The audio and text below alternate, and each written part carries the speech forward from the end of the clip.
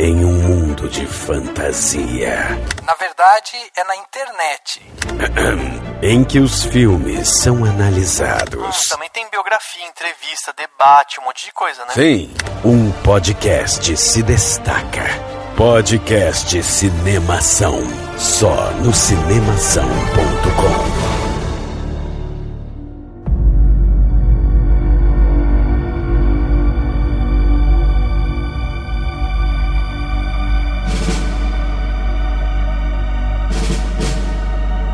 Seja bem-vindo ao podcast Cinemação 360. Eu sou Rafael Arinelli e se o Leandro Carnal viu e gostou, você vai ter que ver. Eu sou a Jéssica e eu gostaria de lembrar a todos que não dá pra cagar pra cima. Caralho, sensacional. Sensacional. Boa noite a todos, encerro aqui a minha participação aí, gente. Pô, essa foi ótima. Efeitozinho. Sim, sim. Eu sou o Cauê Petito, óbvio. Óbvio. Essa é pra quem viu o filme, Exatamente, exatamente. O cagar pra cima também, viu? Exato.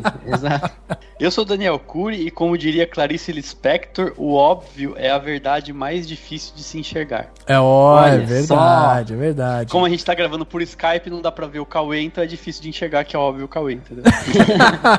Exato. É isso aí. Muito bem, meus amigos, estamos aqui reunidos nesse podcast 360 para falar sobre um filme que tem chamado muito atenção. Por vários motivos. Um deles é porque tá todo mundo em quarentena e aí a galera tá consumindo, né? Saiu uma notícia recente que os acessos ao streaming, né, teve um aumento aí de 20%. As pessoas estão assistindo 20% a mais de streaming nos últimos dias do que antes. Ou seja, a quarentena tá impulsionando aí Netflix, Amazon Prime, HBO Go e tantos outros streamings que tem por aí. E dessa vez a gente vai falar aqui sobre esse filme que é da Netflix, O Poço, um filme espanhol, e a gente vai analisar ele porque é um filme que traz muito, né, do que a gente está vivendo hoje, tem uma discussão muito interessante e tem várias camadas, para não dizer vários andares de discussão aqui, né? Então hoje a gente vai conversar sobre esse filme. Lembre-se que vamos dar spoiler, então se você que está aí ouvindo a gente e tal, não viu o filme, vai lá, assiste o filme, tá na sua casa aí, é facinho de ir lá assistir. Assiste e depois vem aqui discutir esse filme com a gente. Para bater esse papo aqui, temos dois convidados que já fizeram uma dupla aqui com a gente quando a gente falou sobre It, e eles voltaram aqui para ajudar a gente a analisar esse filme. Temos a Jéssica lá do site Fight Like a Girl, que vem novamente aqui para ajudar a gente a analisar esse terror, esse suspense, enfim. Jéssica, seja bem-vinda novamente ao Cinemação, obrigado pela sua presença aqui. E queria que você se apresentasse um pouco aí, né, para as pessoas já irem ouvindo sua voz, identificando quem é Jéssica. Eu que agradeço o convite e eu tô muito feliz, né, de ter voltado. Eu assisti o filme, na verdade, ontem, que eu tava meio receosa de assistir, Tava todo mundo falando tanto que eu fiquei, será que eu assisto agora isso? Mas aí, como vocês me convidaram, eu falei, não, vou assistir então, pra participar. E eu sou do Fright Like a Girl, eu, né, falo de terror aí 24 horas por dia, eu só faço isso da vida e estou aqui para falar mais um pouquinho do gênero com este filme. É isso aí. Cara, muito obrigado novamente pela sua presença. E temos aqui também Cauê Petito, autor do Cinemação, quase um cineasta também. Só não é cineasta porque o mercado parou, porque senão, meus amigos, estávamos aí com filmes de Cauê Petito em tela. Direto no mercado de produções adultas e... Não, mentira. Eu sempre tento falar alguma coisa e acaba sendo horrível, mas enfim. Cauêzinho, obrigado pela sua presença aqui com a gente também. E vamos falar sobre terror, que é sua praia, né? Porra, é isso também.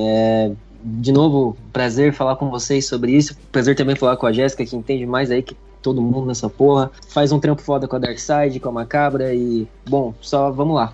É isso aí. Muito bem, vamos então conversar sobre O Poço logo depois do quadro Repercussão. Confira o que rolou durante a semana. Eu começo. Agora no Repercussão.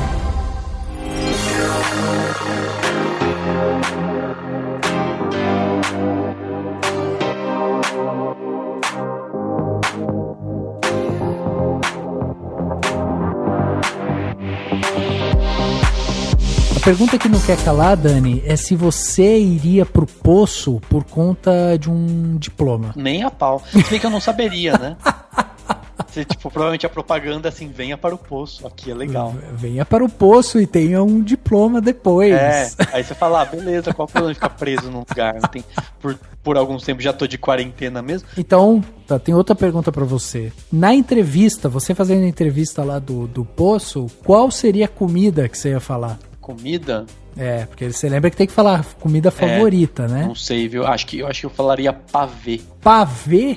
Pavê de bolacha de champanhe, sabe aqueles pavê de bolacha? Nossa, é muito bom aquilo. Sua comida favorita? Talvez seja, mas não sei. Tem outros também. Tem fora que às vezes um salgado é melhor que o doce, né? Sim. Alimenta mais. Então talvez seja alguma coisa tipo, não sei. O duro era chegar ao pavê, você tá lá no alto e aí a pessoa que tá dividindo cela com você é ficar ouvindo você fazer a piadinha, né? A piadinha do pavê. Não, mas talvez alegre um pouco aquele ambiente, né? Aquele ambiente triste. As 2 primeiras vezes talvez alegre, na terceira... Na terceira alguém caga na minha cara. Muito bem, muito bem. Estamos aqui então para ler tudo que chegou, né, durante a semana aqui pra gente, de comentário e tudo mais. Na verdade não é tudo, a gente seleciona 2 aqui para ler. Mas se você quer mandar seu comentário sobre o poço, quer mandar elogios, críticas, sugestões de temas e tal, envie seu e-mail, né, seu e-mail para contato@cinemação.com. Você mandando seu e-mail pra gente, a gente recebe aqui, seleciona e vai ler ele, e aí todo mundo vai ficar sabendo seu nome e sua opinião. Olha que maravilha.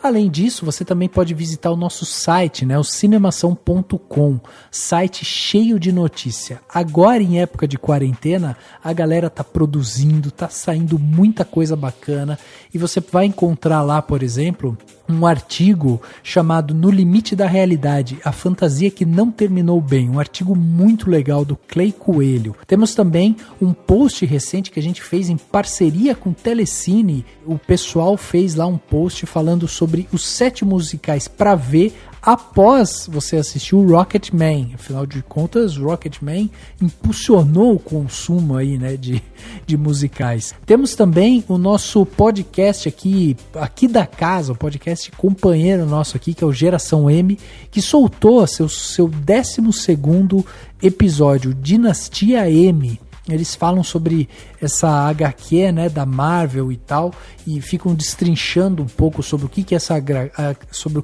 HQ, por que ela foi tão importante e tudo mais.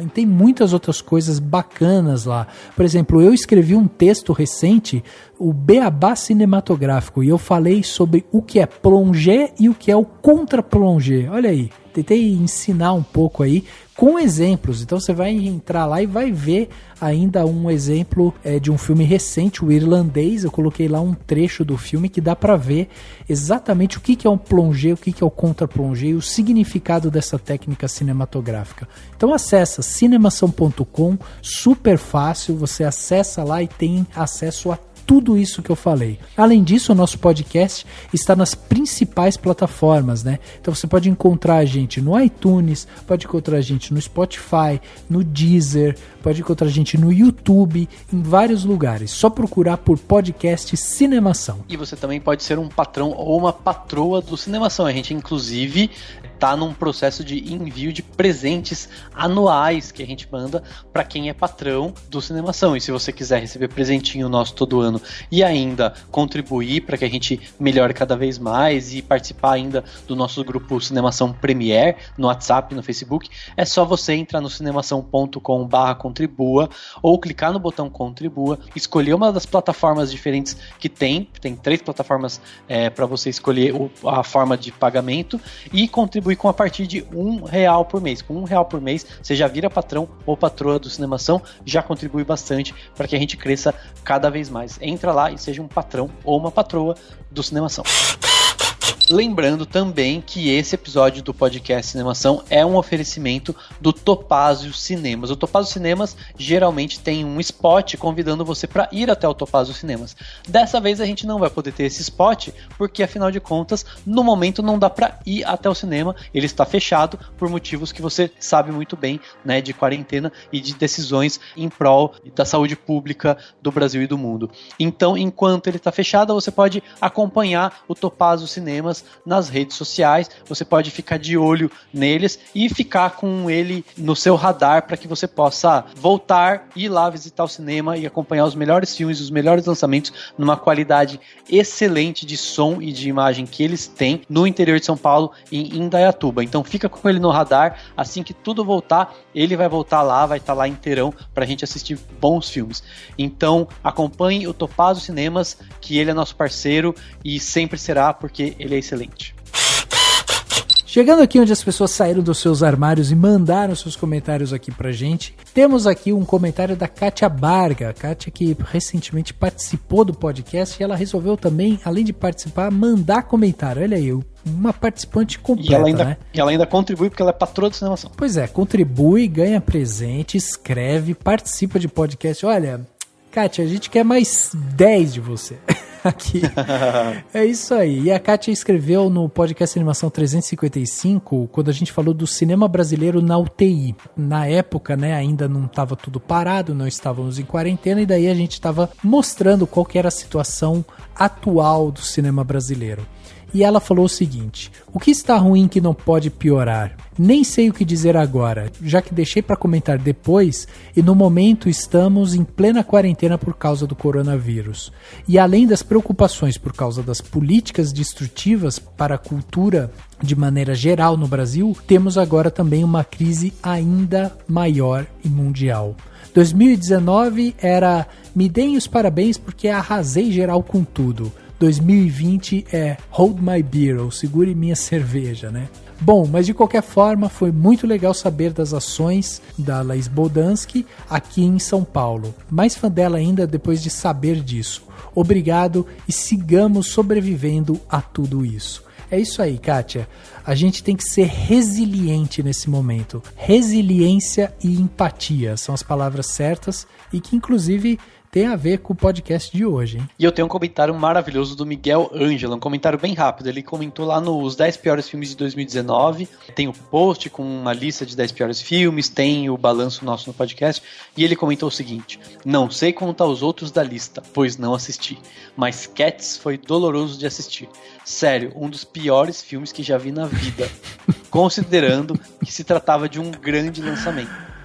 Pois de fato, ele está certo, Cats é muito ruim, e ele não é nem aquele filme que é legal por ser ruim, ele é ruim demais mesmo, assim, é impressionante, mas eu acho que vale a pena assistir, quem quiser e quem puder e quem tiver paciência, porque a gente tem que aprender pelo contra-exemplo, e o Cats ensina muita coisa sobre o que não funciona num filme.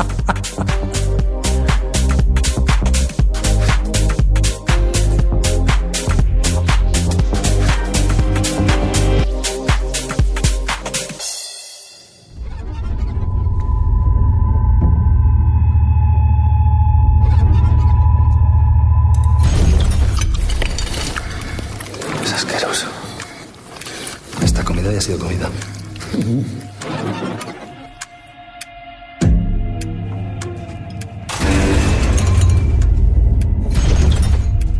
Si todo el mundo comiera solo lo que necesita, la comida llegaría al nivel más bajo. ¿Qué dices, vieja? Si venimos del 88, estamos vivos de milagro. ¡Nivel 6, amigo! ¡Voy a tope! ¿Hay mucha más gente abajo? Dentro de poco habrá menos.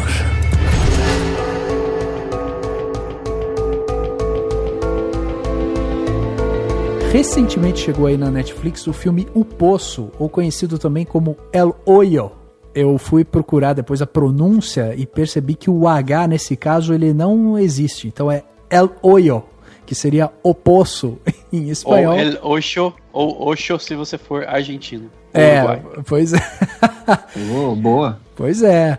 E aí esse filme chegou, a gente não tem exatamente, né, uma data certinha que ele entrou, porque ele entrou na Netflix, assim como a gente também não tem os dados específicos ali, né, de faturamento, com quanto que esse filme foi produzido e tudo mais. Como a gente bem sabe, a Netflix é uma caixinha bem fechada ali e a gente dificilmente tem esses dados, né, de produção e tal.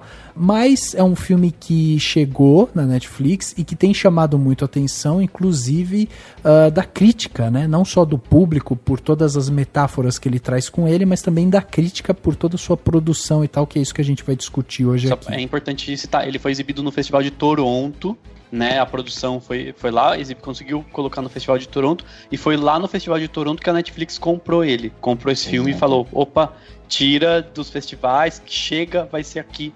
Vem com o papai, daí a Netflix fez isso. Exato. E ele, além de ter passado em Cities, né, lá na Catalônia, ele ganhou, né, em Toronto, um prêmio no Midnight Madness, que acho que para os entusiastas de terror aí são as produções, é a vertente do Festival de Toronto que passa esses filmes de gênero e produções fora da caixa. E ele ganhou o prêmio, não sei pronunciar, mas é Grouchy People's Choice Award pro diretor do filme, que é o primeiro filme dele, inclusive. E é interessante, né, porque ao mesmo tempo que a gente pode dizer que, pô, é um filme que tava em festival internacional, ele começa uma escalada aí, né, pra ele realmente chegar ao público e tal. E aí ele é comprado pela Netflix, que disponibiliza uma plataforma mundial.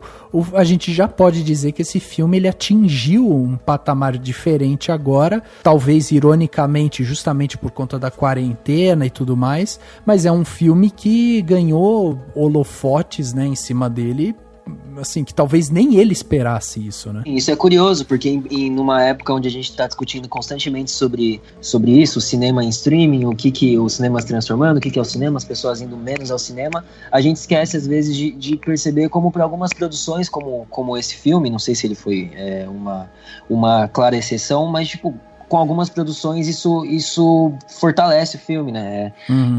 Leva ele para lugares e pessoas que não assistiriam ele de outra forma. Exato, exatamente. Perfeito.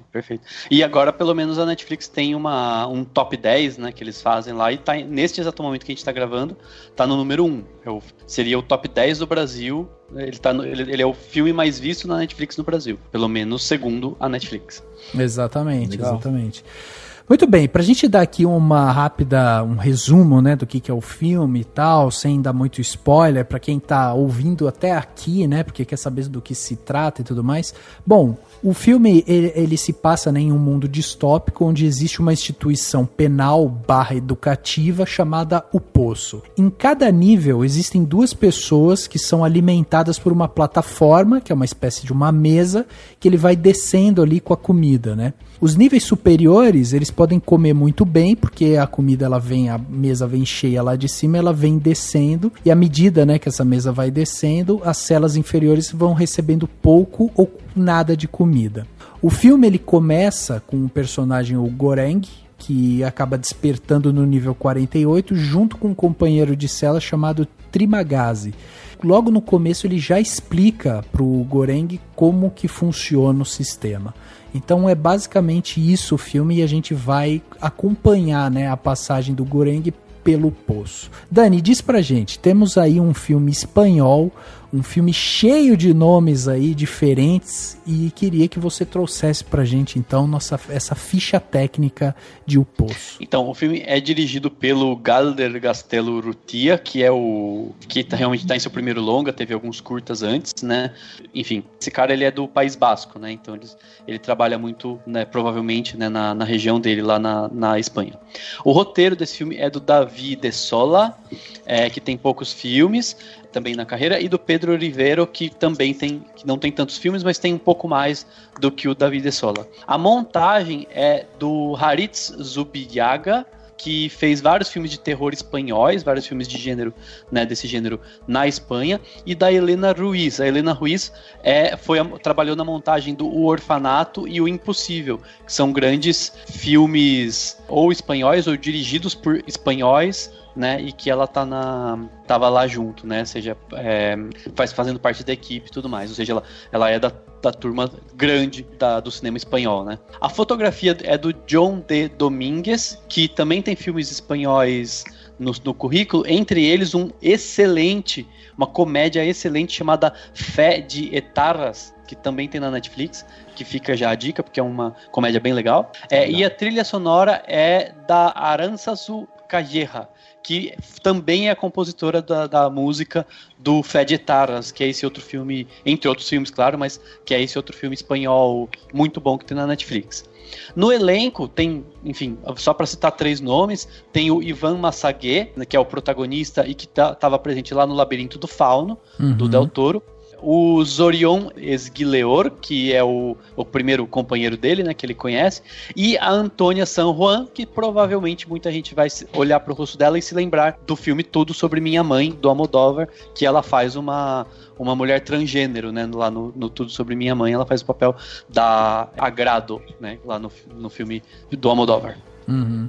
Exatamente. Um filme aí com mais ou menos 1h30, né? Um pouquinho mais ali e tal. Um filme espanhol que tem todas essas questões, né, de metáfora por trás dele, que é o que a gente vai discutir aqui. Então, para começar, né, fica muito claro que a metáfora óbvia desse filme é justamente uma analogia à sociedade, como essa sociedade ela é desigual e como os de cima não se preocupam com os de baixo. Essa é uma leitura simples, clara, que o filme passa pra gente, que inclusive óbvia. Na figura, óbvia, exatamente, que na figura do Trimagazzi, ele inclusive tem aquela frase, né, que ele fala que é comer ou ser comido, né, ou seja, há alimento para todos, todo mundo pode se alimentar, não vai passar fome e tal, mas o egoísmo produz fome. E isso é muito interessante do filme, como ele acaba trazendo isso pra gente, essas metáforas. Nesse começo, quando a gente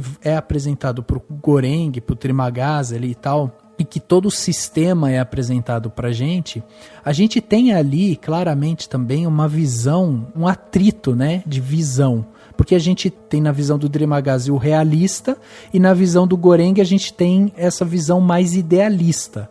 Não à toa, o realista acaba trazendo com ele uma faca, porque cada um lá pode levar um objeto com ele. Então o realista leva uma faca e o idealista leva um livro. E isso também é muito emblemático pro personagem, porque ele tá levando ali um livro do Don Quixote, né, e tal. E ali a gente poderia até dizer que a gente tem na nossa cara ali o Don Quixote e o Sancho Panza, né, na nossa frente. Exato. Não, o que também é, de certa forma, não sei, eu acho que também é óbvio, né? O personagem tá com o livro do... acho que numa produção como essa, onde tem pouco... Design de produção é muito bom, mas a gente tem cenários muito fechados e cada elemento que tá lá em cena, como o livro, que cada menção a alguma coisa fora de lá se torna já um símbolo, então, tipo, um signo, né? Então...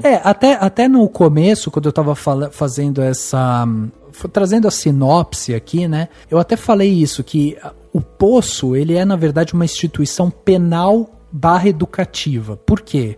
Porque enquanto você tem o Trimagazzi que está lá porque ele cometeu um crime e ele escolheu ir para o Poço, ele convive junto com o Goreng, que é um cara que está ali porque ele quer um diploma, né? Ele quer um diploma porque o diploma vai fornecer para ele um melhor status fora do sistema do Poço, né? Então ele tem essa possibilidade, tá? Você quer o seu diploma, você tem a opção, você pode ficar no Poço aí alguns meses e você vai sair com o seu diploma.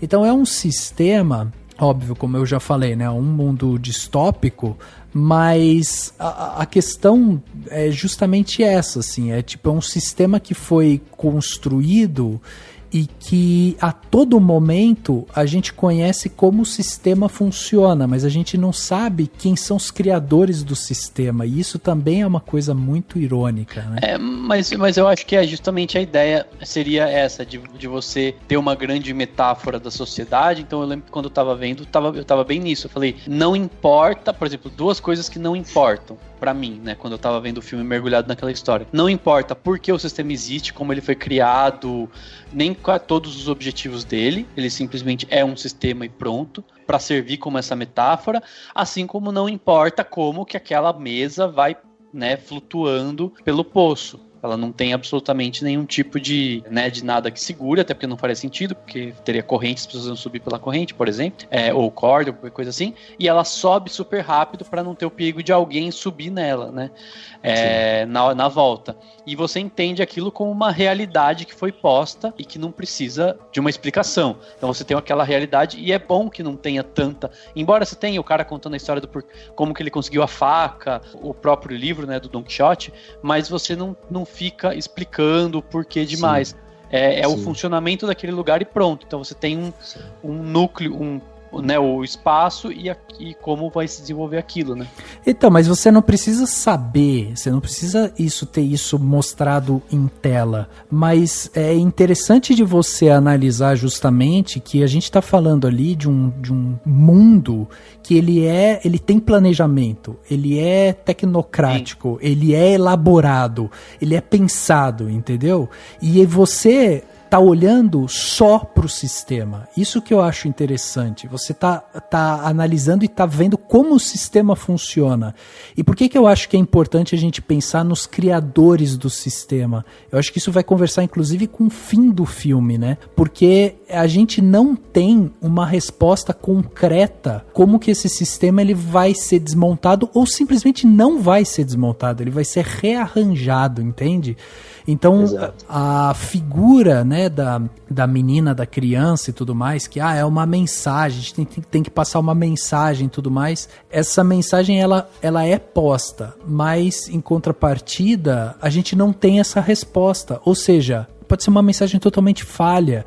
E aí que entra essa questão dos criadores do sistema, porque como a gente não sabe quem são, a gente não sabe como que foi desenvolvido ali e tal, e a gente tá vendo esse mundo de planejamento tecnocrático, elaborado e tudo mais, a gente tá olhando aquilo ali e tá falando assim, eu posso ferir o sistema, mas se eu não for atrás das pessoas, dos criadores, talvez o sistema continue existindo, sabe? Então eu acho interessante dele provocar esse pensamento. Sim. E eu acho que assim, a gente tem um sistema que depende dessa forma de distribuir lá a comida para criar todos os problemas que ele cria, né? Para que as pessoas lá de baixo fiquem desesperadas. Provavelmente é um sistema que se baseia no fato de que muita gente vai se matar, né? Um comer o outro, literalmente, né? Lá nas partes mais baixas, né?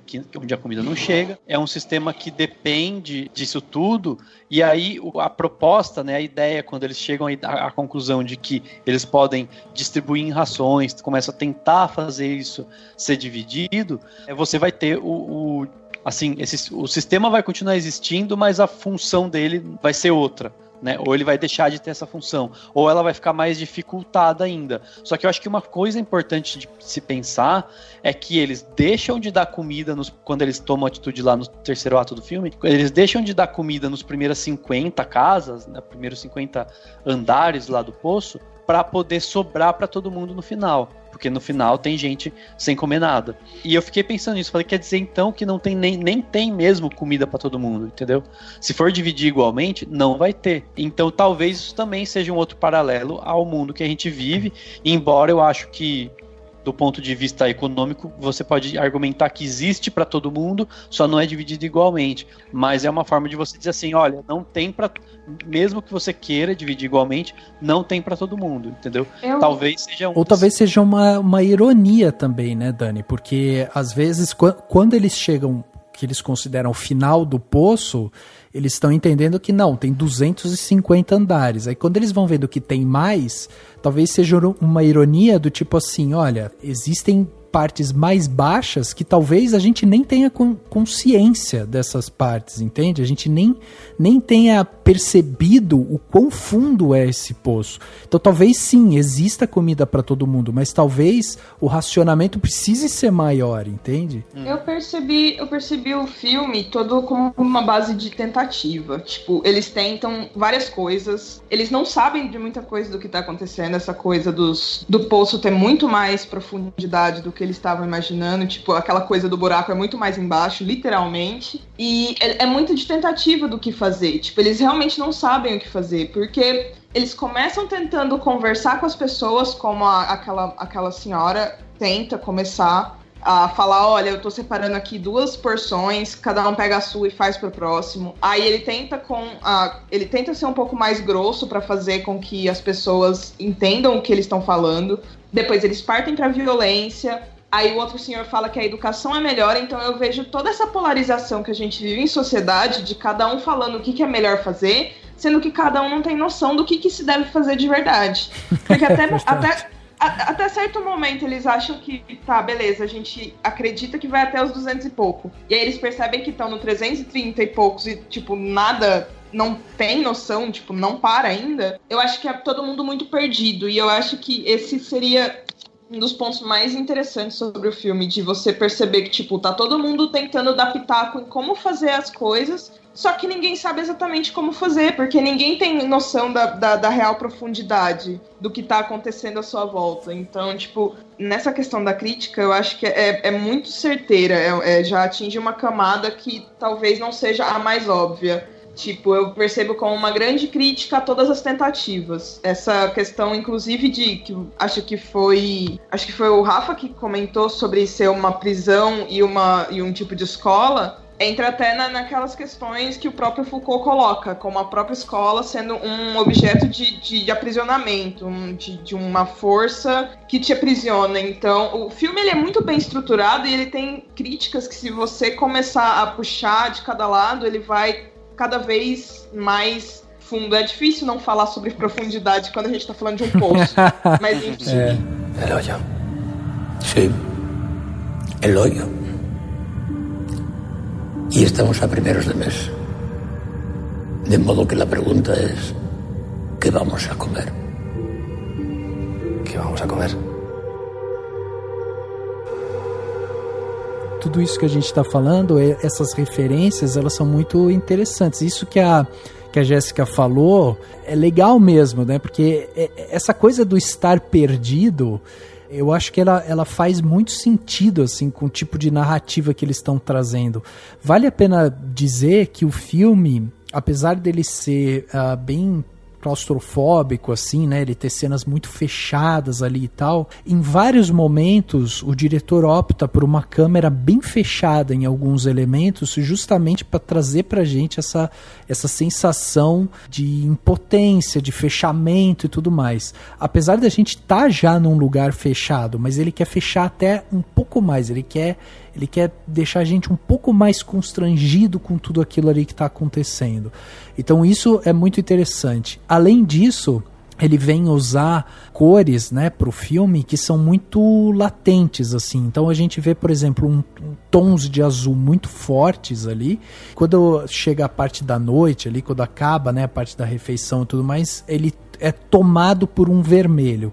O vermelho que tem essa dualidade ali no seu significado de ser uma cor romântica e ao mesmo tempo ela é forte, ela é visceral, ela é quente, e é a cor do momento do relaxamento deles, é o momento em que eles vão deitar para dormir. Então como que você coloca uma cor pesada dessa na hora que vai dormir? É justamente para também, é uma linguagem, né, visual ali, para mostrar que aquele desespero, aquela coisa fria que o azul traz pra gente, ela à noite ela se torna até pior, né? Porque daí a pessoa tá ali vivendo com aquilo e olhando para os seus próprios sofrimentos. O grande objetivo do dia, que é a alimentação, já não tem mais. Então é um momento de muita solidão ali e tal, onde as pessoas são tomadas pelo vermelho. Então é muito interessante da gente ver como ele vai usar essas paletas de cores, né? O diretor de fotografia trabalha essas paletas de cores de uma forma muito direcionada ali. E além disso, a gente tem também essa questão que é, né, de quanto mais fundo se desce, maior é o sofrimento. E essa ideia, ela fica bem atrelada ao inferno, né, da Divina Comédia e tal. Porque o filme, ele vai buscar algumas referências religiosas da culpa e tudo mais. Ele vai trazer isso pra gente.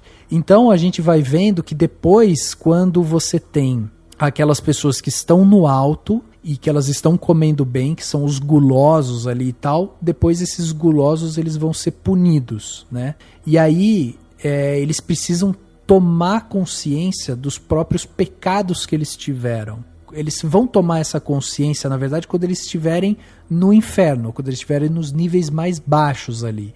E isso não é exatamente o que acontece, porque a gente tem a questão da sobrevivência, né? Então é justamente aquela questão que eu estava falando. Enquanto a gente tem dentro do poço essa ideologia de redenção, de moralidade e tal que ela vai trazer, a gente tem na visão ali do Goreg, ele quer ganhar um certificado, que é uma espécie de esforço, né, de meritocracia, de competitividade e tudo mais e tal.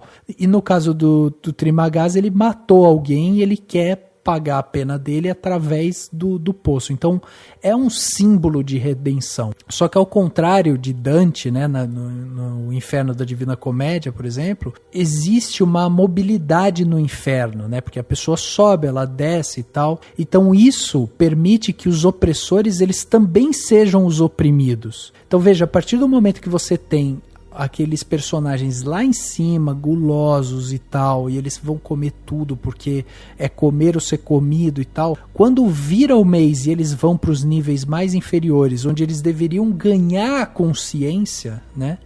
Nesse momento eles não ganham essa consciência, eles só pensam na própria sobrevivência. Então a experiência da dor, da fome, ela é pouco ou ela é nada, ela simplesmente não ensina a essas pessoas. Ou gera raiva a ponto da pessoa falar assim, agora que eu tô aqui em cima eu vou comer pra caramba e foda-se quem tá lá embaixo. Exatamente. Mas é aquela coisa do sistema ser cíclico, né? De você não conseguir quebrar essa roda de gerar cada vez mais ódio, mais raiva e mais violência. Então... Sim. O que leva também é aquela frase meio errônea, não sei, enfim, de que, sei lá, o sonho do oprimido é ser opressor e essas coisas todas, como a Jéssica falou, essa coisa cíclica. É interessante isso que o Rafa falou da Comédia Divina, do Dante Alighieri, e o lance do Don Quixote, que o filme dá essas várias margens para interpretação, e até no simbolismo, sei lá, até mesmo acho que o pessoal já fez isso em threads do Twitter e esse tipo de coisa, onde eventualmente os personagens começam a passar por níveis onde a gente tem representações visuais dos 7 pecados capitais. Então a gente tem um momento em que o personagem passa por um nível e tem um garoto comendo a refeição dele, falando que quando o parceiro dele, se ela morrer, ele vai abrir o estômago dele e comer o resto. Eles passam num nível onde tem 2 senhores numa piscina inflável, representando talvez uma soberba. Então, mesmo aquele 333, né, são 333 andares, no caso, que para 2 pessoas cada seriam 666. E todas esses signos, essas alegorias também, que torna a obra... realmente acho que é um filme de ideias, assim, acho que a gente já pode... Já é bem seguro disso, assim, que é um filme sobre ideias. E aí o lance vai do quão bem ele consegue trabalhar em torno disso, assim, sei lá. Uma coisa que eu ia comentar, tem uma que eu tô deixando pro final, gente, que é sobre um negócio do Don Quixote que eu vi, mas eu acho que é legal eu provocar no final. Mas tem um negócio que vocês estavam falando da questão da classe, do sobe e desce, e eu até anotei aqui, né? O Goreng, ele começa no 48, ou seja, seria uma classe média, ele recebe alguma comida, ele consegue se manter nesse andar. Seria quase uma classe média alta, né? Uma classe média privilegiada, sim. Uma classe média alta. Aí depois ele vai lá pra baixo, não lembro agora, 100 e tanto, seria né, a pobreza, muito sofrimento, ele é amarrado pro cara comer a perna dele pra sobreviverem e tal. E depois ele vai pro 3, que seria a ultra riqueza, né? Tipo, ele tá no número 3 lá em algum momento. Enfim, acho que já é com aquele outro personagem, né? Quando morre o Goreng, agora eu não lembro se... depois ele conhecer a personagem da mulher que era, né, da administração e tal. E eu tava pensando nisso porque, assim, eu acho que também é uma outra metáfora o fato de que ele vai com o livro, né? Então, assim, ele é o cara que representa o estudo, que representa o estudo acadêmico, que representa quem, né, tem acesso à educação, quem se preocupa com isso. E aí, quando ele chega lá no momento da riqueza, ele chega com que até anotei, né, com uma consciência de classe, né? Tipo, ele chega com uma noção de que, pô, eu preciso fazer alguma coisa, porque assim, se eu sofri lá embaixo, alguém tá sofrendo também, né? Essa coisa do cara ter o livro, e aí todo mundo leva faca, corda, cachorro, e ele leva um livro. Então, assim, é um símbolo importante também. E não por acaso a transformação que ele passa, né? Essa metamorfose. E não por acaso também o Kubo também era inspirado no livro O Processo do Kafka, também sobre um sujeito que fica enclausurado nessa, né? É quase que o Kubo é quase que um dedicado a isso, assim como esse filme. E essa transformação do personagem é curiosa, porque eventualmente, depois de um tempo com o velhinho, com o senhor, a gente vê numa sequência, numa montagem, o personagem do Gorê passando a também ter essa soberba de tipo, também cuspindo na comida e eventualmente sendo corrompido por isso. E o personagem dele, ele fica se alterando às vezes entre, sei lá, obviamente de uma forma alegórica, entre o Sancho Panza, entre o Don Quixote, entre o Virgílio e é muito louco isso, né, como ele vai se transmutando, né? Você vê, isso que o Dani tava falando do livro tem a ver com aquilo que eu tava falando, né? Porque o personagem principal, ele leva o livro e ele tem essa questão dele ser esse idealista, né? Tanto que no começo ele não quer comer, ele tem nojo daquilo e tal. Então ele é puramente o idealista. E ele se depara com um personagem velho, um personagem conservador em algumas coisas ali, cansado, que é o cara realista. É o cara que tá ali, que ele tá vendo o que tá acontecendo e ele tá ali, ele sabe como funciona e tal, que é o Trimagasi, né? Então o Goreng, ele vai realmente se transformando e ele vai entendendo essa realidade até pela convivência com o Trimagasi. E não à toa a gente tem aquela passagem quase romântica, né? Uma coisa bem... o filme ele até muda um pouco ali, que é aquela passagem de tempo entre o Goreng e o Trimagasi, que eles estão se relacionando, são amigos e tudo mais e tal, e aí há uma quebra. Então veja, a gente tem ali um relacionamento florescendo entre essa visão idealista e essa visão realista. Só que quando a atmosfera, né, o sistema inteiro bate a sua porta, o realista que tem a faca, né, e conhece as coisas como funcionam, ele destrói, ele prende o idealista ali. E isso é muito sintomático, né? Sim, enquanto essa passagem de tempo ocorre, o idealista é aos poucos assimilado pelo realista e tá lá junto com ele aos poucos, não de forma empática, mas da sobrevivência e os costumes e a rotina, ele tá lá, logo ele tá lá também, cuspindo e fazendo essas coisas, até e eu gosto pra caralho disso no filme, assim, como é bem simples, assim, mas é muito eficaz a jornada dele, como mesmo de redenção, assim. Exato. E aí o filme, ele tem uma coisa que me chamou muito a atenção, que eu acho que é a principal angústia do Poço, que é ele querer enquadrar a obra em uma proposta de esperança. Eu acho que essa que é a angústia do filme, porque ele tenta montar o filme de uma maneira que você que está assistindo, você busca essa esperança, né? Só que ele é um filme realista. Ele é um filme politicamente maquiavélico, assim. No sentido de ele não mostra o mundo como ele deveria ser. Ele mostra como o mundo é. E isso traz essa esperança e ao mesmo tempo ele alimenta essa angústia. Então eu acho muito interessante como ele vai dando símbolos pra gente ao longo de todo o filme, que a gente vai reparando isso, que muitas vezes a gente só é um corpo com necessidades básicas, né? E que muitas vezes, para escapar da dor que a gente sente, a gente cria essa coisa meio metafísica. Metafísica no sentido de a gente estuda as formas, as leis da razão, sabe, o fundamento das coisas e tal. A gente vai criando essas coisas meio metafísicas para escapar dessa dor, para escapar do incômodo. E isso é muito incômodo no filme, porque a partir do momento que ele pega um personagem e ele coloca no centro simplesmente como esse corpo que tem necessidade, a gente percebe como todo mundo é igual. entende? Como essas leis que a gente vai criando, elas não funcionam, né? A gente só cria essas leis justamente para que algumas pessoas consigam escapar dessa dor, quando há outras com as mesmas necessidades que todo mundo tem, que são engolidas por essa dor. Então eu acho isso muito interessante do filme, como ele consegue ser angustiante trabalhando com a esperança, sabe? Sim, eu vi uma entrevista do diretor, uma entrevista rapidinha assim, que ele fala que o objetivo do filme era gerar perguntas e não respostas, né? Ou seja, fazer as pessoas pensarem nas coisas. E vocês falando disso, eu tava pensando justamente em como quando ele encontra lá a Imogiri, né, que é a personagem depois da morte do Trimagazi, ela começa pedindo, ela entende a importância, né, de separar a comida e tal, e ela meio que insiste, né, em falar para as pessoas, em tipo conscientizar. Então ela fala assim, faça isso, tal, um dia eles vão ouvir. E aí em algum momento o filme chega à conclusão de que ninguém vai ouvir, porque tá todo mundo se lixando.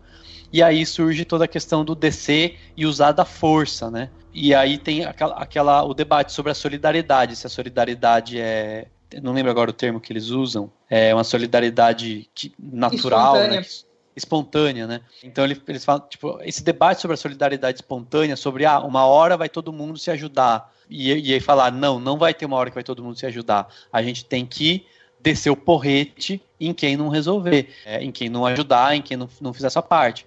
Entra essas questões até que a Jéssica falou, né, do Foucault, tem, eu acho que o Althusser que falava das políticas de Estado, né, dos aparelhos do Estado para controlar as pessoas, e em algum momento você precisa da força, você precisa da polícia, você precisa de alguém para dizer, você não pode fazer isso, porque senão você vai morrer, ou ser preso, ou se fuder. Então, esse momento eu lembro que eu pensei muito nisso, falei, nossa, que interessante. E quando eles falam, esses primeiros 50 não vão comer dessa vez, é como se fosse o estabelecimento, e alguns caras ficam indignados e tal, é como se fosse o estabelecimento do que se discute de impostos mais altos para os mais ricos, né, de você chegar para as grandes empresas, para os grandes bancos, para sei lá quem, e falar, a partir de agora você vai ter que pagar ainda mais imposto, porque tem gente que vai precisar disso.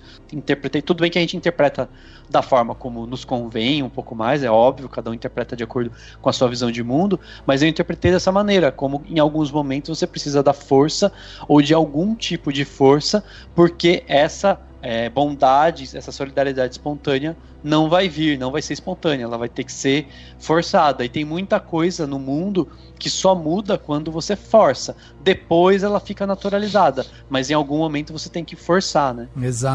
Exato, isso talvez seja bem nada a ver, mas isso me lembra uma frase do Cavaleiro das Trevas do Frank Miller. Tem a frase que ele diz, o mundo só faz sentido se você forçar ele a fazer. Eu acho, pra mim ainda se sustenta essa frase e como o Dani falou, às vezes é isso, assim.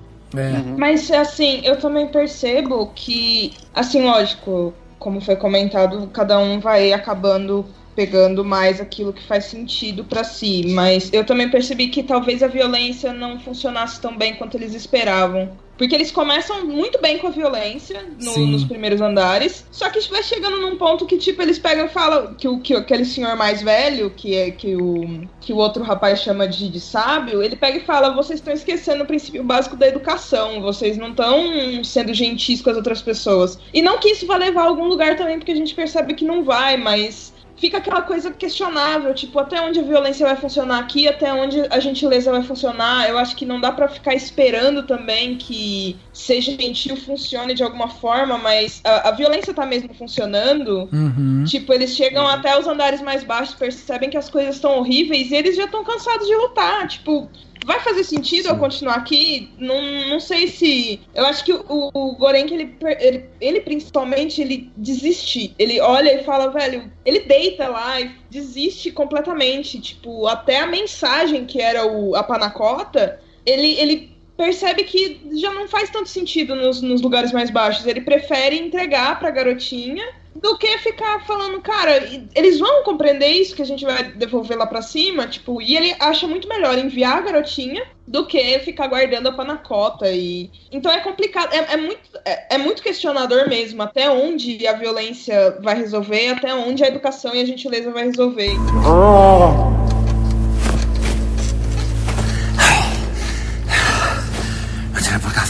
¿Ah, sí? Con el tiempo, nuestra amistad se iría deteriorando y terminaría en una desconfianza mutua que desencadenaría el conflicto y el crimen. Lo sé, porque lo he vivido. ¿Es este puto asesino? No. Soy alguien que tiene miedo.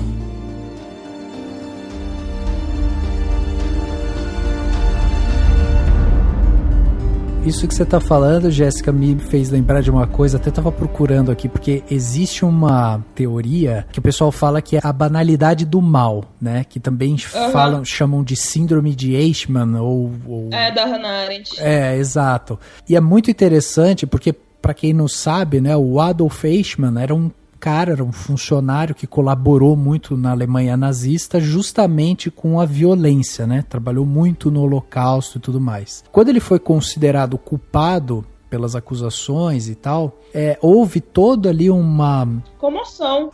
Um acompanhamento, né, da mídia, uma comoção e tal, porque ele pedia clemência e tal, e falando que, eu só cumpri ordens, né? Só fiz aquilo que me mandaram e tudo mais. E aí é interessante isso que você está falando, porque me veio justamente essa ideia, né? Porque se a Panacota ela voltasse intacta, isso seria uma mensagem de que algo dentro desse sistema não funciona. Porém, o filme ele é irônico no sentido de mostrar, por exemplo, a funcionária que trabalha lá há 25 anos e que agora está no poço, fazia seleção e tal, mas ela diz que ela não sabe como é que funciona exatamente o poço. Ela fazia a seleção, ela cumpria ordens. E eu acho isso interessante de qualquer forma, na personagem da Imoguiri, porque ela vai até lá porque ela quis, e ela não sabe como funciona. Ela tenta consertar o negócio por dentro, sem saber como funciona, nem sabendo até onde vai o poço, sabe? Então, tipo, pegaram pessoas pra administração, ou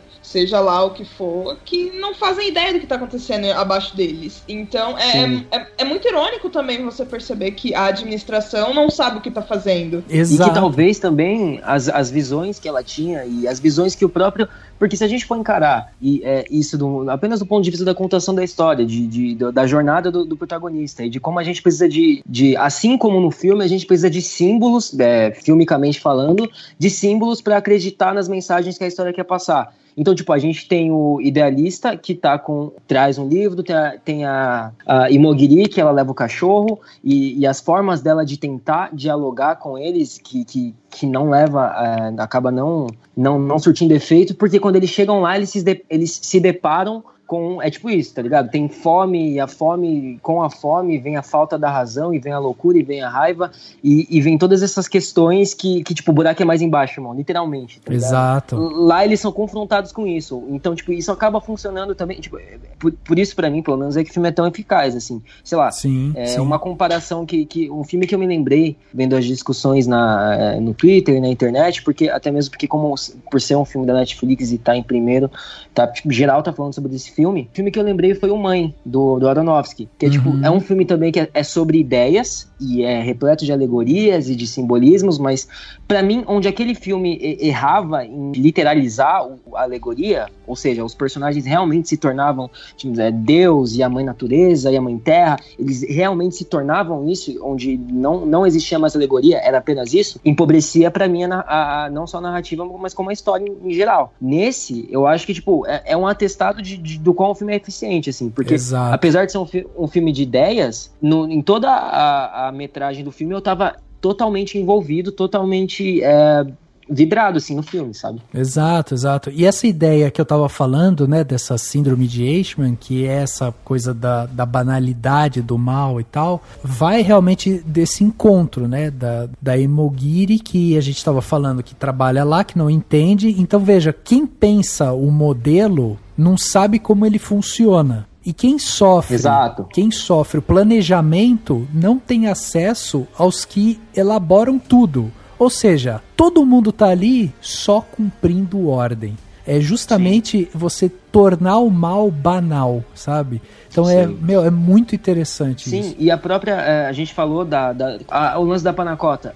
O filme ele tem um insert, assim, lá, uma pequena sequência, que a gente pode até dar pano pra, tipo, a cronologia dos acontecimentos que a gente vê em tela, onde o dono do restaurante, enfim, foda-se, ele tá lá vendo ele tá com a panacota e tem um fio de cabelo. Ele tá mostrando pros outros funcionários. Então isso é meio que já é uma coisa até meio talvez meio cínica, meio niilista, de tipo, ó, não importa se a panacota chegar intacta naquela porra, ele vai culpar outra coisa, tá ligado? Ele vai falar, não, é porque tinha um cabelo, por isso que não queriam comer, sabe? É tipo, de qualquer forma, a hierarquia do sistema, a gente nunca vai ser real o cerne do problema, saca? Isso é muito perturbador, gente. Exatamente. Por isso até que eu acho interessante, né? Porque veja só, a gente quando vai ver, assim, a gente depois vai caminhar pro final do filme, que eu acho que tem ainda mais coisa ali pra discutir, mas esse filme, né, ele é anterior a toda essa questão do coronavírus e tal que a gente tá vivendo agora, quarentena e tal. Mas ele se encaixa tão perfeitamente com o momento que a gente tá vivendo, porque não há pouco tempo atrás começou a viralizar na internet e tal, aquelas pessoas clamando para que as outras não vão ao supermercado comprar 1 quilo de papel higiênico, sabe? Que elas vão lá e não esvaziem as prateleiras e tal, porque volta para aquela questão, que é essa questão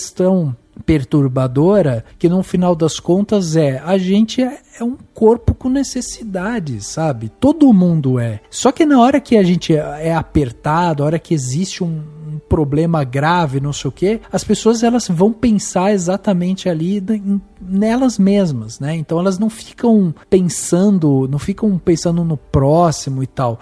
E o filme, ele se encaixa muito bem nesse momento que a gente está vivendo hoje. Porque daí ele vai questionar justamente essas questões. A educação salva, gentileza, até que ponto a gentileza vai, até que ponto a violência vai. Tudo isso que a gente está questionando aqui são questionamentos que a gente está se fazendo hoje, sabe? Vendo a situação do jeito que tá, as pessoas tendo que se isolar, cada um dentro do seu andar ali, né? No seu canto e tal, tendo que sobreviver. E não à toa o sucesso do Poço, ele é acidental, né? Ele reproduz essa vontade de que a gente só quer viver, a gente só quer ter uma vida plena, a gente quer salvar a nossa vida, a gente chega a abrir mão da nossa liberdade, da própria humanidade por essa vida. E o resto todo é secundário.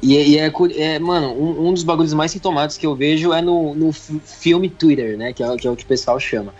A gente vê justamente várias dessas pessoas que já são cinéfilas, que já são rato de gênero e já estão acostumados com signos, alegorias e essa porra toda, tipo, falando sobre como o Poço é ruim e sobre como... Tipo, o fato do filme estar na Netflix e de tantas pessoas estarem assistindo e de, ainda que a maior das preocupações do filme, tipo, um monte de amigo meu e amigas que não são cinéfilos, que não acompanham essas porras, vieram me falar, nossa, mas e o final do filme? Eu não entendi nada, Cauê, e aí? Então, tipo, a anedota aqui, como se eu fosse saber, tá ligado? Mas beleza. O fato deles atribuírem, sabe, isso pra mim eu fico, caralho, legal, mas nossa, enfim. O fato de tanta gente estar discutindo sobre isso, sei lá, mano, eu acho que algumas coisas são ruins, mas eu não tenho, a pessoa não tem que criticar o filme, tipo, não, esse filme aí, gente, nossa, vocês têm que ver filmes mais, as alegorias são rasas. Não, assim, tem manchetes do tipo, a Anitta assistiu o Poço e não entendeu, mas isso faz algumas pessoas que não são cinéfilas e não estão necessariamente inteiradas nesse tipo de assunto, irem atrás, procurarem, pesquisarem sobre, sabe? Uhum. O fato de ele estar imprimindo na Netflix, pra mim, já é ótimo. Assim. Não, e eu acho um problema também quando a gente tem as alegorias. Eu não acho que existe alegoria ruim ou alegoria rasa. É tudo uma questão de conhecimento prévio. Tem alguns filmes que vão ter alegorias que exigem um conhecimento anterior. Claro que esse também tem. Você tem que saber minimamente o que é Dom Quixote para entender essa alegoria. Mas tem muitas que funcionam porque tratam do dia a dia, né? E eu acho que é muito disso, assim. Tem pessoas que vão achar que a alegoria rica necessariamente é aquela que, sei lá, É quando você tem uma referência a uma obra do filósofo X ou Y, entendeu? Que exige um conhecimento muito grande prévio àquele filme. E eu acho que a gente precisa entender que, assim, tipo, as duas coisas são válidas. É válido você fazer um filme que exige um conhecimento prévio muito grande. Sei lá, lembrei aqui agora do 2001, que usa a música Assim Falou Zaratrusta, que tem toda uma referência. Nananã. Quem nunca ouviu falar disso, foda-se, ela vai ver um filme, entendeu? Agora, e eu acho que uma coisa não é pior que a outra, nem melhor. As duas coisas funcionam. Sim. Então, mas é porque assim, trata-se de um filme indigesto, né? Ele é indigesto em vários sentidos. Ele é um filme violento, ele é um filme pesado, ele é um filme que faz você refletir. A gente começou esse podcast até falando, né, que a metáfora mais óbvia dele é falar, bom, o filme trata sobre a sociedade que é desigual e tal, e os que estão em cima não se preocupam com os que estão embaixo. Então, tipo, essa é a metáfora mais óbvia e tal. Então, assim, se as pessoas não quiserem se debruçar em outras questões, como a gente está trazendo aqui tantas outras coisas para pensar, só o fato dele provocar esse pensamento, né, de algo vertical, de algo em que a gente está falando de sociedade, de camadas da sociedade onde uma não pensa na outra, onde há um descolamento ali, né, de visões de mundo, de quem está embaixo, quem está em cima e tal. Se a gente só isso já provocar essa reflexão, já é um filme super impactante para nossa geração, assim, porque ele tá mostrando como ele é irônico, né? Como ele é provocativo no sentido de chegar e mostrar assim, ele quer provocar essa proposta de esperança. Então você vai assistir o filme achando que ao final dele você vai ter um lapso de esperança. E na verdade o filme, ele só quer mostrar o mundo como ele é. Então não existe essa coisa exata de nossa, como eu gostaria que fosse e tudo mais e tal. Não, ele é cru, é um filme cru, direto. Sim, e é uma visão amarga, não é uma amarga, visão, amarga. Não é uma visão que, assim como o desfecho do filme te acolhe ou te satisfaz. O final do filme ele não te satisfaz, e até aí já entra em outra discussão sobre o quanto um final aberto pode funcionar, o quanto que... Isso acho que vai ir do tipo de filme que o espectador prefere, mas eu acho que tem uma clara diferença entre... Porque aí depois o pessoal vai, não, mas aí você falou que o Poço é bom que o filme desses esteja, mas aí sai um filme do Christopher Nolan, ou sei lá, qualquer um desses, né, do Denis Villeneuve, que discute esses temas e você critica. É diferente você ver tipo um blockbuster financiado pela Warner sair no cinema discutir esses temas, é bom, beleza, mas outra coisa é você ver um filme espanhol que passou por festival, um filme independente que conseguiu distribuição na Netflix e alcançar as pessoas, sabe? Pra mim é essa tecla, tá ligado? É o bagulho da empatia e da empatia, isso que pra mim é o mais perturbador, assim, que elas não veem o próprio elitismo intelectual sobre o qual elas se submetem, assim, sobre o qual a disparidade, assim, das... Porque elas estão no andar de cima e não veem as pessoas da... Né? Enfim. Exatamente. Elas estão literalmente cagando no andar de baixo, tá ligado? Sim. Agora, voltando nesse ponto que você falou, porque você estava falando sobre empatia, daí tem uma personagem aqui que eu acho muito interessante, é a Miharu, né? Miharu, sei lá, que é aquela japonesa lá e tal, que tá procurando a filha. Eu acho muito interessante essa personagem porque, assim, o símbolo, né, da maternidade, esse lance da mãe, a filha e tal, talvez desperte no homem, no ser humano e tal, o sentimento mais benevolente, de maior visão, né, ali de cuidado e tal que possa existir. No entanto, muitos antropólogos, né, a galera que vão entender um pouco mais ali da sociedade e tal, eles falam muito que essa relação maternal que a gente tem aqui na nossa sociedade contemporânea e tal, eles falam que isso é fruto dessa construção social, sabe? Que existem inclusive sociedades indígenas e tal, que eles não pregam tanto essa questão da maternidade. A maternidade ela acaba sendo quase que um ato reprodutivo e tal. Enfim, quando a gente pensa nessa figura, nessa personagem, que é essa personagem maternal, que é essa personagem que está sendo construída dentro do filme, ela está inserida dentro desse sistema, está inserida dentro dessa sociedade, que é a sociedade que a gente conhece. Então, a gente tem um sentimento forte ali com essa mãe, só que ela é uma figura que ela, ao procurar a sua filha, ela mata, ela trucida, ela pratica o canibalismo, ou seja, ela é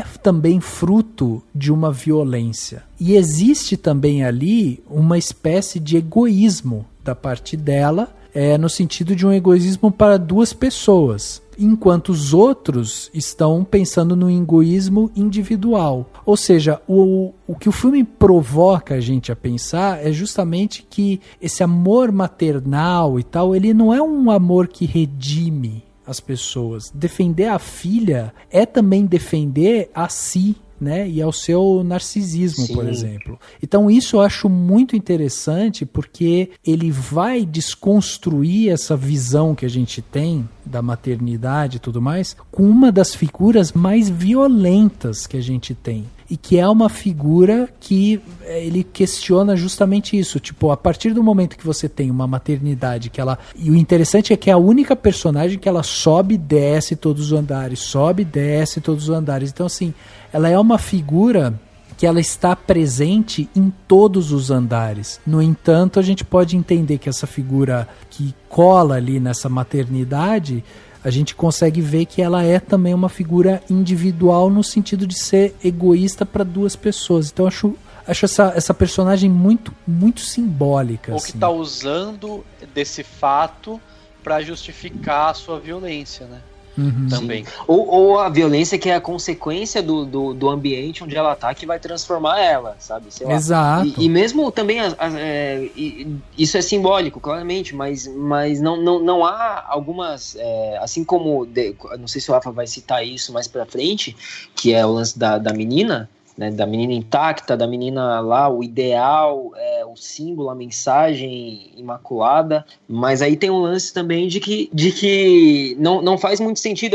Eu fiquei pensando depois, né, até eu discuti com uns amigos sobre isso, dessa mulher, ela transitar entre os níveis, e como é que ela volta, então ela volta, como é que funciona isso, sabe? Talvez isso nem faça muito sentido, mas talvez nem precise, sabe? Porque justamente é um filme que não podia ser mais metalinguístico nisso, como no final, é passar uma mensagem. Então talvez o desfecho possa ser amargo para muita gente por causa disso. Exatamente. Porque é isso.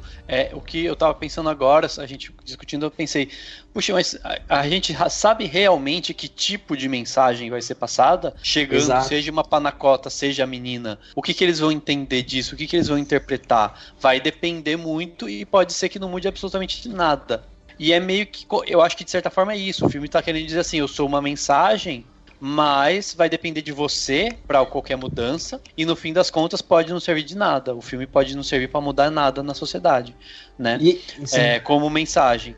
Eu até acho que o filme eu vejo muito. Eu acho que esse filme ainda vai dar muito pano pra manga, assim, de discussões e de artigos, e sei lá, aquele One Perfect Shot lá do Twitter lá, e aquele IndieWire discutindo os temas do filme, que talvez possa ter, não sei, não quero ser equivocado aqui, mas possa ser até um filme meio fatalista, assim. Pode ter umas mensagens, na real, que são totalmente disso, de tipo, coloca a mão na massa, vamos tacar fogo no ônibus aí, gente, tá ligado? ¿Intolerancia al gluten o a la lactosa? ¿Alérgico al marisco, a los cacahuetes, a algún tipo de fruta? Nada, que yo sepa.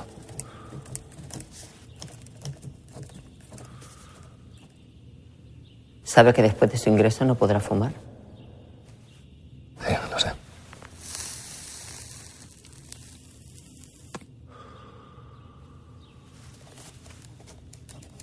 Estos silencios son parte de la entrevista. ¿Le incomodan? No.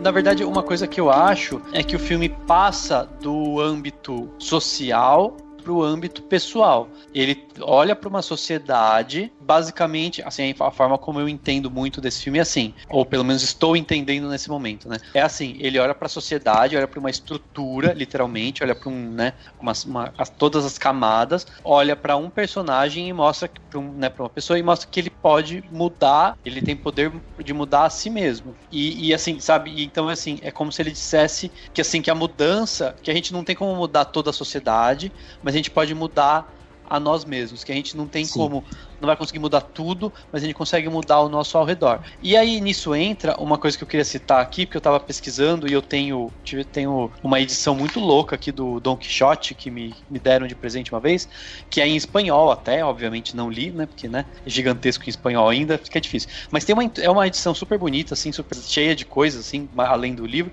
e tem na introdução, eu queria citar um trechinho, vou tentar traduzir mal e porcamente aqui, mas o que eu acho interessante, que eu tava lendo, eu tava procurando alguma coisa assim. Ele fala assim, ó, a introdução do livro, né, o Don Quixote é o criador do seu mundo. Ele sozinho é também o vencedor de si mesmo, quando, no final, renuncia à sua ficção para morrer. Mas lembre-se que quem morre não é o Don Quixote, mas sim o fidalgo Alonso Quijano. Seria sua loucura uma ilusão consoladora? Como indica Segre, né, que foi um estudioso, a maior derrota do Don Quixote está em ter recuperado a própria razão.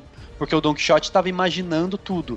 Ele estava imaginando situações hipotéticas. Ele estava imaginando ser um cavaleiro e ele via os moinhos e achava que eram gigantes. Então eu acho que também tem isso. É como se ele estivesse dando... Assim, você pode interpretar esse filme como estava tudo na imaginação do protagonista.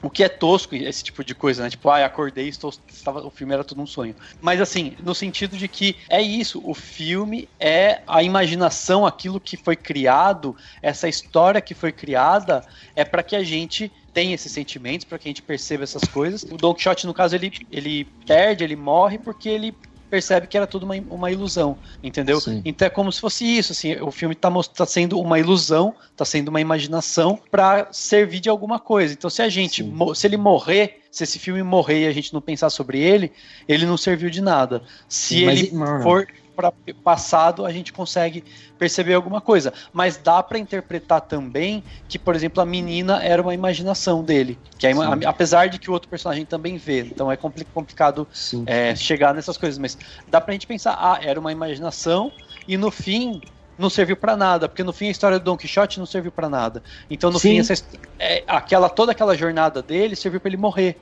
Mas isso que é foda pra mim, velho. Tá tudo bem, eu acho muito foda, porque assim, tá tudo bem, porque é tudo uma questão de possíveis interpretações, e tá tudo bem, porque no fim das contas, o importante é que a gente veja, sinta e perceba e discuta, e não se o personagem tava imaginando, se não tava, que é esse pensamento que muita gente tem quando vê filme. Tem muita gente que assiste um filme, e se o filme não explica detalhadamente tudo o que aconteceu, se o filme não conta no final qual era realmente a mensagem, se o filme não explica tudo direitinho, ele não valeu ou ele é frustrante, porque as pessoas estão acostumadas a receber as coisas mastigadas. É que talvez então, no fundo as pessoas sintam uma falta de um final, assim, tal, porque no fundo elas sentem falta de uma ausência de uma cena que produza redenção, um sentimento, sabe, de esperança. Eu acho que é mais uma resposta, entendeu? E eu acho que é legal isso, eu até citei o negócio do diretor, é isso. O diretor falou, esse é um filme de perguntas, ele não quer dar uma resposta. Exato. E a resposta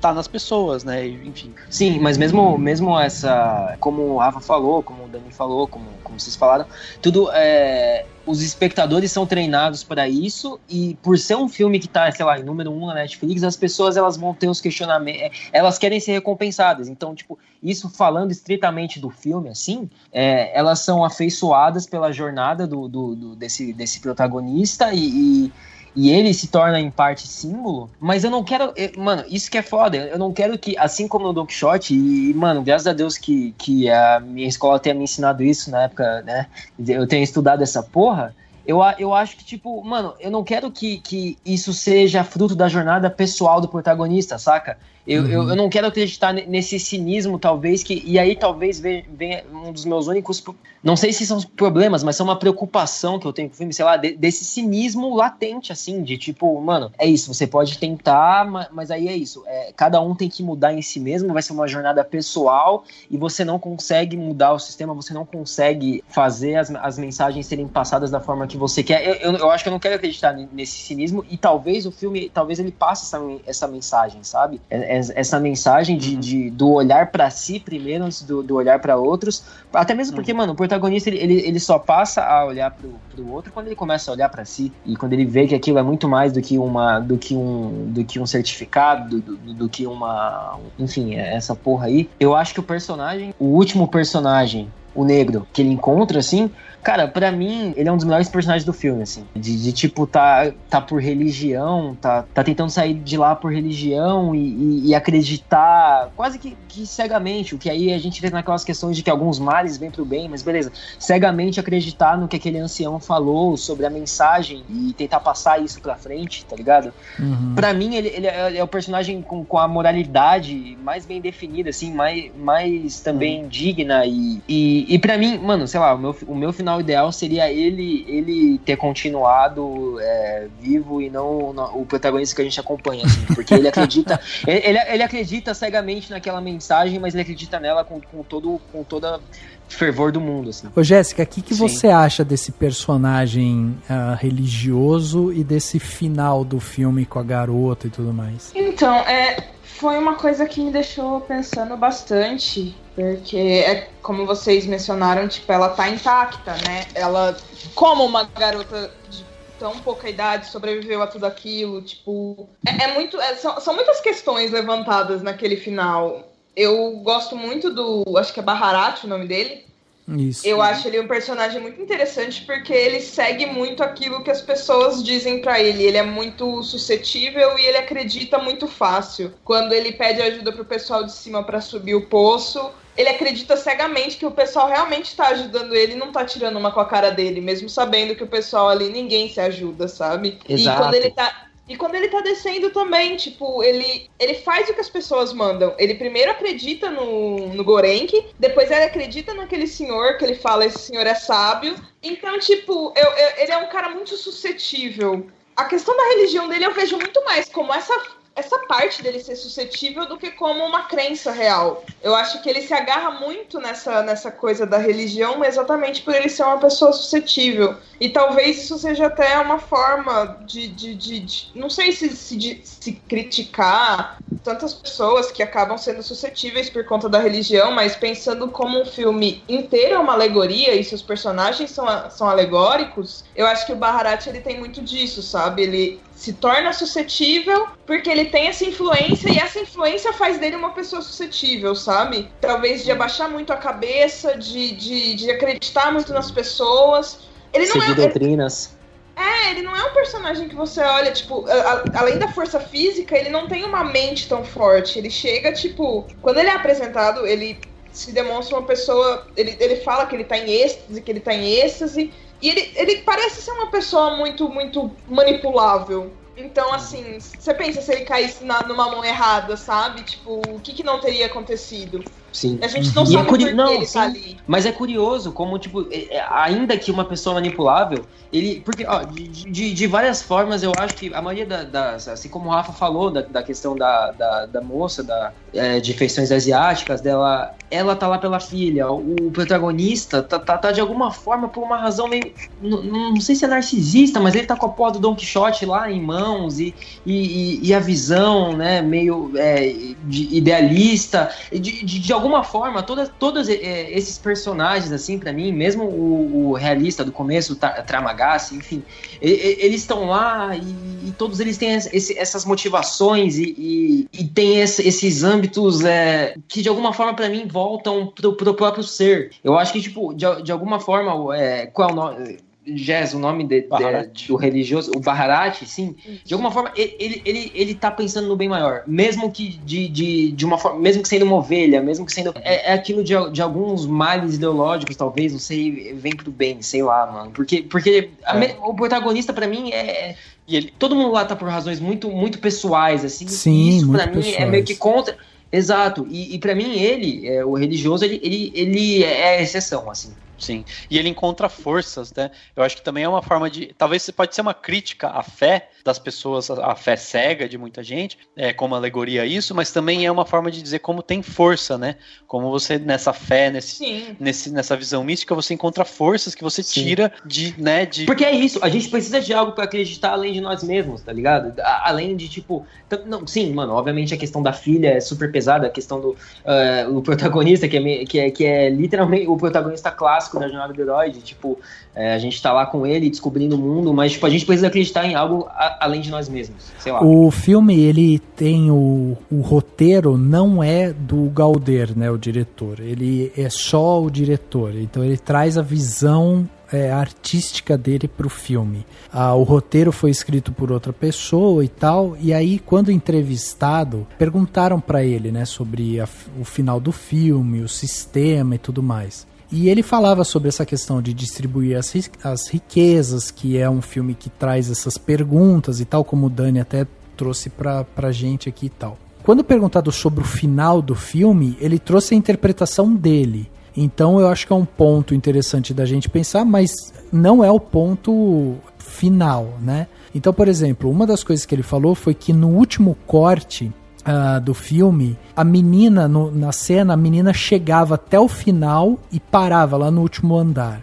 O filme terminava aí, né? Ela chegando no andar 0, vamos dizer assim, ou no andar 1, enfim, sei lá. Aí ele cortou essa cena porque ele achou que traria realmente o fato da gente só ver ela subindo traz a abrangência de mais questionamento, que era essa a intenção dele.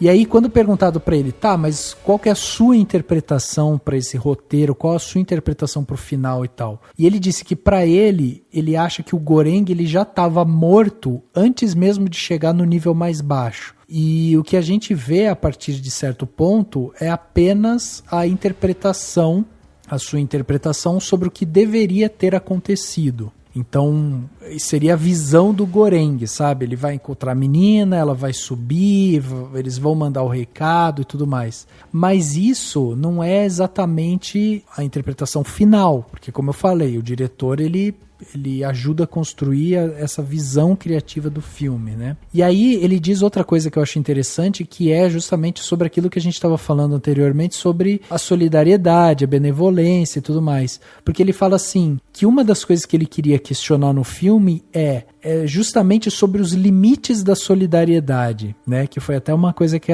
a Jéssica estava trazendo aqui pra gente, falando sobre essa questão da agressividade e tudo mais. E ele fala isso, o filme também vai questionar os limites da solidariedade.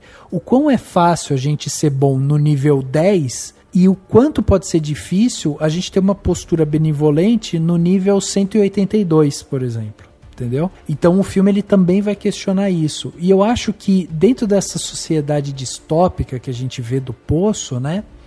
Mesmo que todos os alimentos fossem entregues para todos os níveis e tal, a gente não sabe se o sistema ele se sustentaria, se a gente não teria algum outro tipo de problema. Então eu acho que isso é uma coisa muito interessante também, porque essa maneira, né, de exercer ali as voltas do poder, o sadismo do controle e tal, tudo isso são coisas que estão dentro ali dessa sociedade, que é um pouco do que a gente vive hoje também, né? O que a gente vê hoje, que mesmo que exista toda uma distribuição em cadeia para todas as classes e não acabou a fome no mundo, a gente ainda assim vai ter uma questão fundamental, que é uma questão enraizada dentro do ser humano, que é essa coisa do poder, que é esse sadismo do controle, que é a coisa do planejamento, que existe uma questão de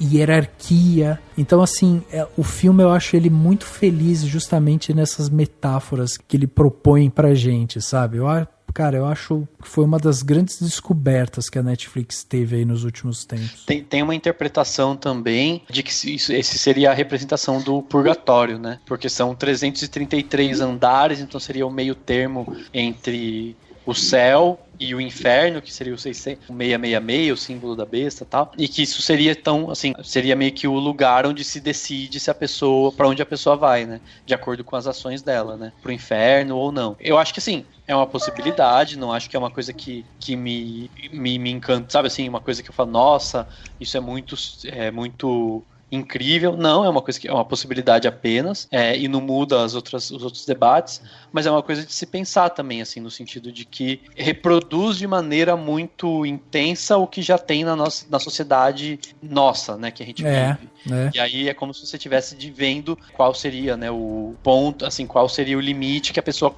atinge, até que ponto ela pode atingir de egoísmo e de não ajudar o próximo e tudo mais. Enfim, eu acho que são leituras possíveis também, né? São. Não, o filme ele tem essa abertura, né, para várias interpretações. ¡Los de arriba! ¡Cabrones! ¡Vamos! ¡Sé que estáis ahí! ¡Responded! Me llamo Baran y voy a tope, hermano. ¿Ya estás aquí? ¿Has visto en qué nivel estamos? ¡Nivel 6, amigo! ¡Voy a tope! ¡Voy a tope! ¡Voy a tope! ¡Voy a tope! ¡De esta llego arriba! ¡Los del 5! ¡Responded! ¡Responded! ¿Qué pasa? ¿Quieres subir? Sí, quiero subir. ¿Para qué quieres subir? ¿Para qué? Para salir de este puto infierno. ¿Crees en Dios? Sí. Sí, creo en Dios.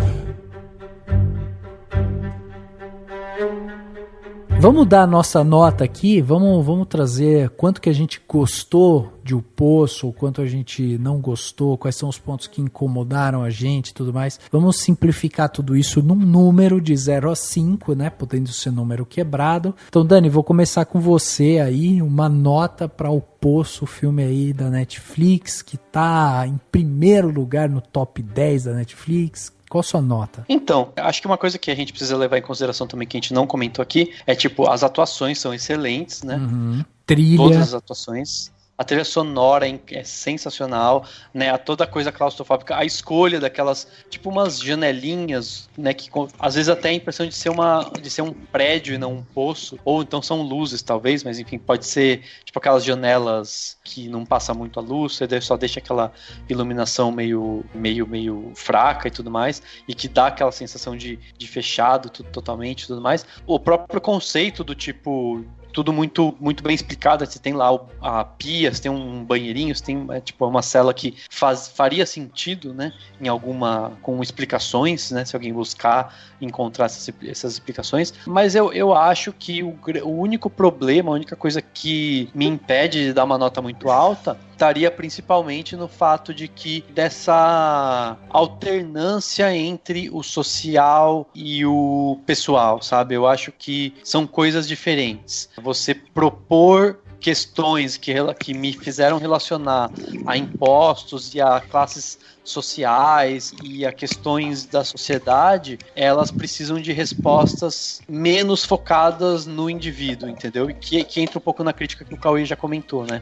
Aquela coisa há um cinismo como se dissesse, não, a única solução então vai ser cada um ser melhor, ser o seu melhor. Não sei se sabe assim, esse tipo de apresentação que eu acho que precisaria ser mais desenvolvido, e quando eu digo desenvolvido não significa que teria que ser explicadinho ou mastigadinho, entendeu? Mas por isso eu acho que ele não mereceria uma nota máxima, mas pra mim é nota 4. Entendi. 4, então... Entendeu? Faz sentido. Não, faz sentido, é uma coisa muito subjetiva isso que você falou, né? Sim, assim, sim, você tá sim, sim. Um ponto de uma coisa muito subjetiva. Claro, mas que eu acho que é complicado de apresentar, mas eu acho que assim, se a gente pensar nessa premissa de que o diretor disse, de que ele queria dar mais perguntas e não respostas, eu acho que as perguntas tinham que ser canalizadas ou para a sociedade, para o indivíduo. Elas estão misturando essas duas coisas. E eu acho que essa mistura, ou ela teria que ser muito bem dosada ou explicada ou desenvolvida, ou ela precisaria ser mais direcionada, entendeu? Mas realmente é uma coisa subjetiva. Muito bem, nota 4 então aqui, o Dani trouxe pra gente. E aí, Jéssica, e você, que nota vai dar de 0 a 5? Pode ser a nota quebrada, né, pra O Poço. Eu vou dar nota 4 também. São só coisas que eu talvez fiquei incomodada. Eu não sei, tipo, isso também vai ser bastante subjetivo e eu acho que, né, não deveria tirar um ponto, mas enfim. É que eu penso assim, O Poço, ele é um filme que poderia chamar a atenção de muita gente. Ele poderia ser um filme que atraísse e fizesse muita gente pensar. Mas eu acho que talvez isso, gente, vocês, assim, me desculpem, mas é um filme nojento. É um filme nojento. E eu acho que isso pode afastar algumas pessoas. E eu acho que ele tem uma possibilidade tão grande. Beleza, a gente tá falando de terror e etc. E dá pra fazer uns negócios muito legais. E se você ficar preso nessa ideia de por ser nojento e não assistir, tá, tu tem tudo isso. Porém, na atual situação, o tanto que esse filme poderia agregar a muita gente, e talvez uma das reclamações que eu mais vi em relação a ele é que é um filme nojento. Uhum. Então, talvez se tivesse diminuído um pouquinho que fosse, porque a questão da comida a gente entende, mas não precisa talvez ir tão longe.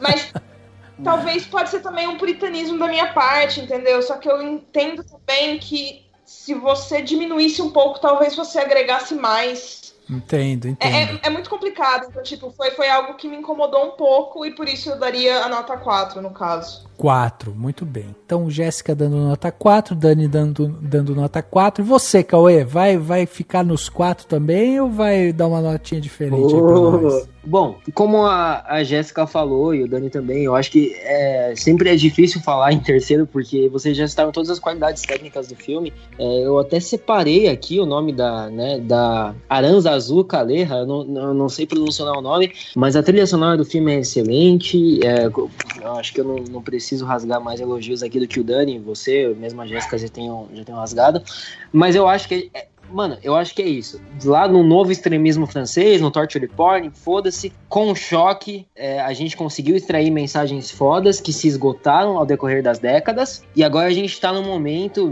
do terror e do sei lá, cinema de gênero, do que for. A gente tá voltando com essas paradas. E pra mim, esse filme ser chocante, eu acho que ele ser visualmente, ele ter tanto gore, ele ser visualmente chocante, pra mim é isso. Às vezes você tem que chocar pra você poder passar sua mensagem, e pra mim o filme faz muito bem isso. Como eu já tinha dito antes, é um filme de ideias, é um filme de... eu acho que, e não sei se isso vai ser um herege pra um monte de gente, mas pra mim eu acho ele, por exemplo, um filme de ideias muito melhor que Mãe, que também é um filme de ideias, só que ele não sei, pra mim ele não sabe executar exatamente as ideias que ele se propõe. Pra mim, o Poço, ele consegue fazer isso e consegue... eu vou ser sincero aqui, eu ia dar 3 estrelas pro filme, 3 claquetes pro filme, mas depois dessa discussão, é muito bom conversar com vocês sempre e trocar essas ideias e trocar esses conceitos sobre o filme. Pra mim, eu vou dar 4 claquetes. Eu acho que as atuações são muito boas, eu acho que pra mim o diferencial dele é de conseguir unir a mensagem com não só uma trama, mas uma narrativa, uma forma de contar essa história onde você esteja imerso nela, você tá constantemente, independente da mensagem, você tá investido na história. E o filme usa bem dos artifícios de tipo, por exemplo, a menina com a filha dela. O filme ele consegue usar ele usa umas fugas muito inteligentes para isso, assim, de forma de contação de história. Tipo, claramente a gente se sensibilizaria com a história de uma mãe atrás da filha dela, independente da situação, independente da violência, independente dos meios para chegar a esse fim. Então, para mim é isso. É um filme onde a mensagem é mais importante que a contação da história em si. Então, no fim, pra mim, é isso, assim. Depende do que você prefere, do que você, que tá escutando, como audiência, prefere. Uhum. Você tem um filme que não tem um final que é conclusivo, você não tem uma narrativa que é tangível, tudo é alegórico, tudo é a mensagem, e o filme deixa isso claro. É sobre passar uma mensagem. Então, pra mim é isso, assim. Eu Cauê, gostei do filme, gostei do que ele quer passar, apesar de, como o Dani falou, e como esse lance do cinismo é uma coisa meio problemática, não sei, mas é a única coisa que me impede de dar 5 estrelas apenas de um nível fílmico, assim, apenas de um nível de qualidades técnicas e do sucesso da direção, e por ser o primeiro filme ainda, por ser, ainda que o diretor já tenha papéis de produtor e de roteirista, e já tinha dirigido alguns curtas. Eu acho que é um filme sólido, é um filme que passa uma mensagem boa, e é um filme que, mano, pra mim, se resume nisso. Meu amigo lá, inclusive um salve pro Felipe Diego, pra Aline, esses amigos meus que não são cinéfilos, que não conhecem essas porras, que são funkeiros, que são do rolê, vêm em mim e falar desse filme e querer entender mais sobre isso, e querer entender mais sobre o que tá acontecendo, isso pra mim já é o suficiente. Eu acho que é isso. 4 claquetes. Muito bem, 4. Então até agora, né, Dani? Qual que é a média até agora, Dani? A média é 4. Porque eu sou de humanas, mas não sou o Bolsonaro. Isso. Não sou burro que nem ele. Muito bem. Mas então, eu tenho aqui, né, para fechar as notas, eu vou fugir um pouco dos 4 que vocês trouxeram, porque assim, eu achei realmente um filme muito bom. Quando eu fui me debruçar nele, né, para estudar, para vir pro podcast e tal, eu fui encontrando outras camadas nele que foram me chamando mais atenção ainda. Eu, particularmente, sou uma pessoa que nunca gostei muito do horror, né, do terror, aquele horror, aqueles filmes muito sanguinolentos, ou que, sabe, tem um personagem muito icônico, tipo o Freddy Krueger, o Jason e tal. Nunca fui fã desses filmes assim. Assistia, achava meio bobo e tal, e acabava deixando pra lá. De uns tempos pra cá, eu tenho sido apresentado pra essa categoria de filmes de horror que tem me chamado muito a atenção e tem se tornado um dos gêneros que eu tenho mais gostado de assistir, que é o caso de Us, né, Nós, que é o caso agora também, né, de O Poço. A gente teve aquele filme brasileiro recente, o do Animal Cordial, da Gabriela Amaral Almeida, que a gente entrevistou aqui.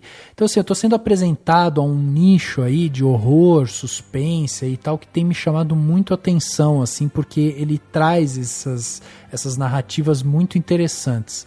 Ao contrário do que o Dani falou, do que o Cauê falou, de repente não focar muito, não vou focar direito no individual, no social ali, existe um conflito e tal. Eu acho que o filme, inclusive nisso, ele é eficiente, porque eu acho que falar do social ou falar do individual é você tá falando do todo. Então eu acho que ele tá falando do todo, e muitas vezes o social se confunde sim com o individual. E eu acho que essa é uma das coisas que o filme traz pra gente refletir. Ele não se aprofunda no sistema, ele não se aprofunda nas regras ali do jogo, daquele poço e tal, mas ele é bastante questionador. E eu adoro filmes que são questionadores, assim, me dá uma alegria quando eu saio do filme e quero pesquisar mais sobre isso, quero entender um pouco mais sobre isso e tal. Enfim, é um filme que pra mim, ele não atinge a nota máxima por um ponto só, que é o ponto da emoção. Eu queria ter me conectado um pouco mais com o personagem, com o Goreng, sentido um pouco mais da emoção, sabe? Sentido um pouco mais das tristezas. Eu queria ter tido uma coisa mais forte nessa parte emocional.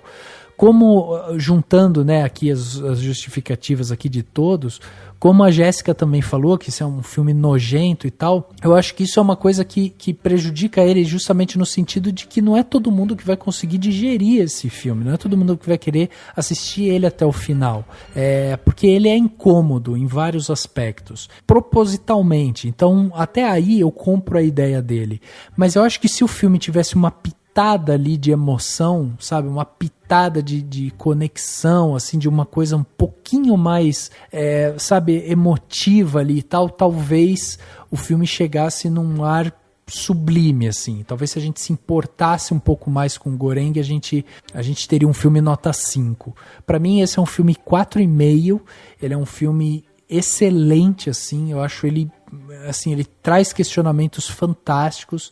Tudo isso que eu trouxe aqui para vocês, as coisas que eu falei e tal, é fruto de várias pesquisas que eu fiz, de várias coisas que eu fui entender, que são coisas que realmente me fizeram ir atrás. E quando um filme me provoca isso, me dá essa vontade de entender um pouco mais sobre ele, eu acho que é um filme que ele atinge seus objetivos. E o final, eu adoro o final desse filme, adoro o fato dele ter um final completamente aberto e ser uma coisa completamente, sabe, interpretativa.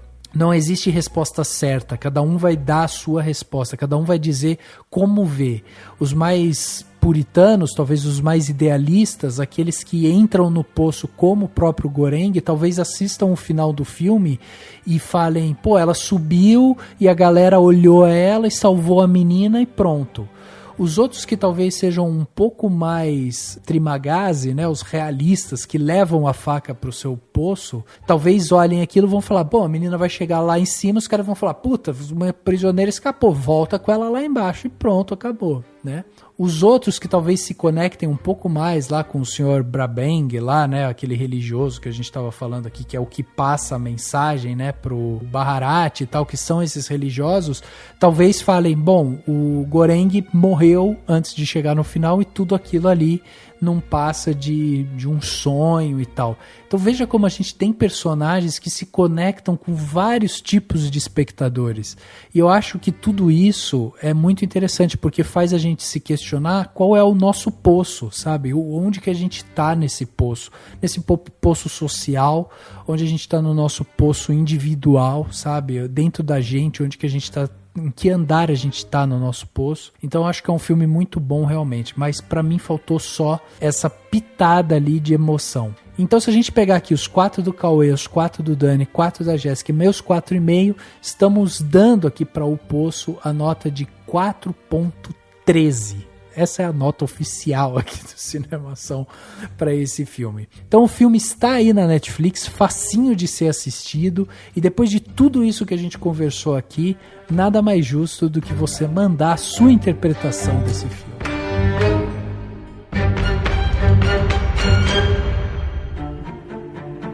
Dicas para a sua semana? No Plano Detalhe.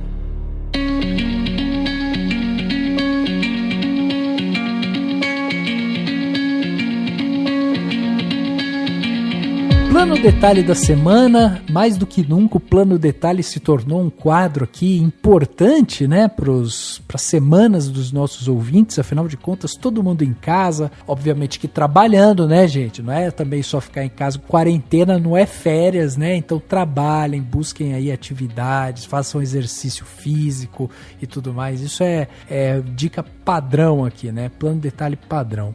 Bom, dessa vez eu vou começar aqui o Plano Detalhe. Eu tenho 2 planos de detalhes hoje. O primeiro é a série Watchmen. Eu assisti o Watchmen depois de muito tempo. Muita gente tinha falado para assistir o Watchmen. Na época, né, tava tendo aquela coisa do Watchmen e do Mandaloriano. E aí, o que eu fiz? Bom, passou o frisson. Eu tava assistindo outras coisas e tal. E aí eu assisti o primeiro episódio de Watchmen e assisti o primeiro episódio de Mandalorian.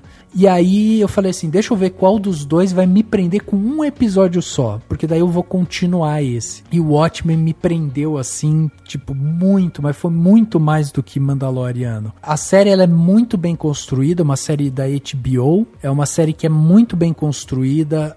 Do primeiro ao último episódio, são 9 episódios, ela tem toda uma narrativa que está ali, toda intercalada, então tem alguns episódios que ele se dedica a contar a história de um personagem, a dar a tridimensionalidade que aquele personagem necessita e tal. Aquilo tem fundamento, se conecta com a história principal. E o filme, ele vai, em alguns momentos, dar um toque lá no filme, mas não é primordial que você tenha assistido o filme. Eu mesmo não lembrava de muita coisa do filme, e aí depois assistindo a série eu fui falar, cara, esse personagem que tava no filme, daí fui lá ver. Ah, esse daqui eles falam no filme, fui lá ver. Então eu achei muito legal isso. É uma série muito bem produzida, como eu falei, que vai para uma cidadezinha, Tulsa, né, no interior dos Estados Unidos, onde está acontecendo ali uma rebelião. Algumas pessoas estão usando, né, a máscara do Rorschach e eles se chamam de a 7ª Cavalaria, que é basicamente um movimento de supremacia branca que quer acabar, né, com os negros e tal. Existe toda uma guerra racial ali, e aí a gente vê esse problema acontecendo, e aí esses personagens que são ali super-heróis e tudo mais, né, que eles acabam entrando no meio daquilo. Mas é uma discussão muito mais humana do que propriamente heróica, assim. Então ela é muito interessante. Eu acho que vale a pena para quem quer ver uma série bem produzida, uma série bem construída. Watchmen é uma ótima pedida. Tem uma fotografia linda e todos os episódios estão conectados, né? Então vale muito a pena, porque quando você termina a série série você entende tudo, assim. Não fica aquela coisa de, nossa, foi demais, nossa, passou do ponto e tal. Não, eu achei ela na medida e vale muito a pena. Então, meu primeiro plano de detalhe é o Watchmen. Meu segundo plano de detalhe é uma entrevista que eu vi recentemente ouvi, na verdade, né? Porque o Encontro com Bial tem feito podcasts também. Eles pegam as entrevistas e transformam em podcasts. E aí tem uma entrevista recente que o Bial fez, que é com os jornalistas, o Laurentino Gomes e a Eliana Alves Cruz. Ambos são escritores e pesquisadores, né? E eles falam justamente sobre escravidão. Eles falam sobre escravidão, sobre racismo e tal no Brasil. E é uma entrevista muito rica. Esse papo tá na íntegra, você consegue assistir ele inteiro na Globoplay. Mas se você quiser também procurar a conversa com o Bial, né, em podcast, você também vai achar. Então esses são meus 2 planos de detalhes aqui.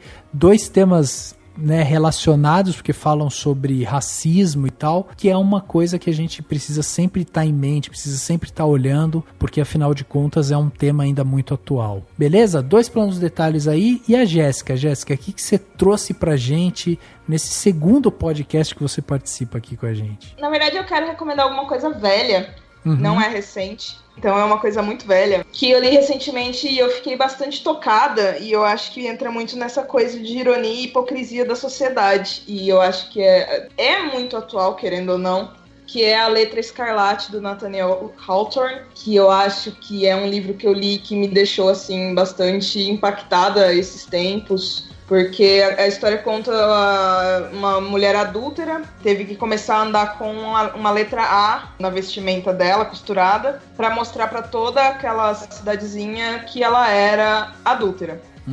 Eu acho a história incrível, tem muita hipocrisia, muita ironia social, e eu acho que foi uma das coisas que mais me deixou reflexiva nos últimos tempos. Eu acho que é uma dica bacana, se você tem tempo, se você tá na quarentena sem fazer nada. Eu acho que é uma boa dar uma olhada nesses livros que às vezes a gente ouve tanto falar e passa direto. Que às vezes a gente acaba consumindo coisas mais novas e acaba passando direto por algumas coisas mais antigas. Eu tô nesse momento agora tô lendo muita coisa velha e tá sendo maravilhoso pra mim. Que legal, então, que legal. Fica esta a dica.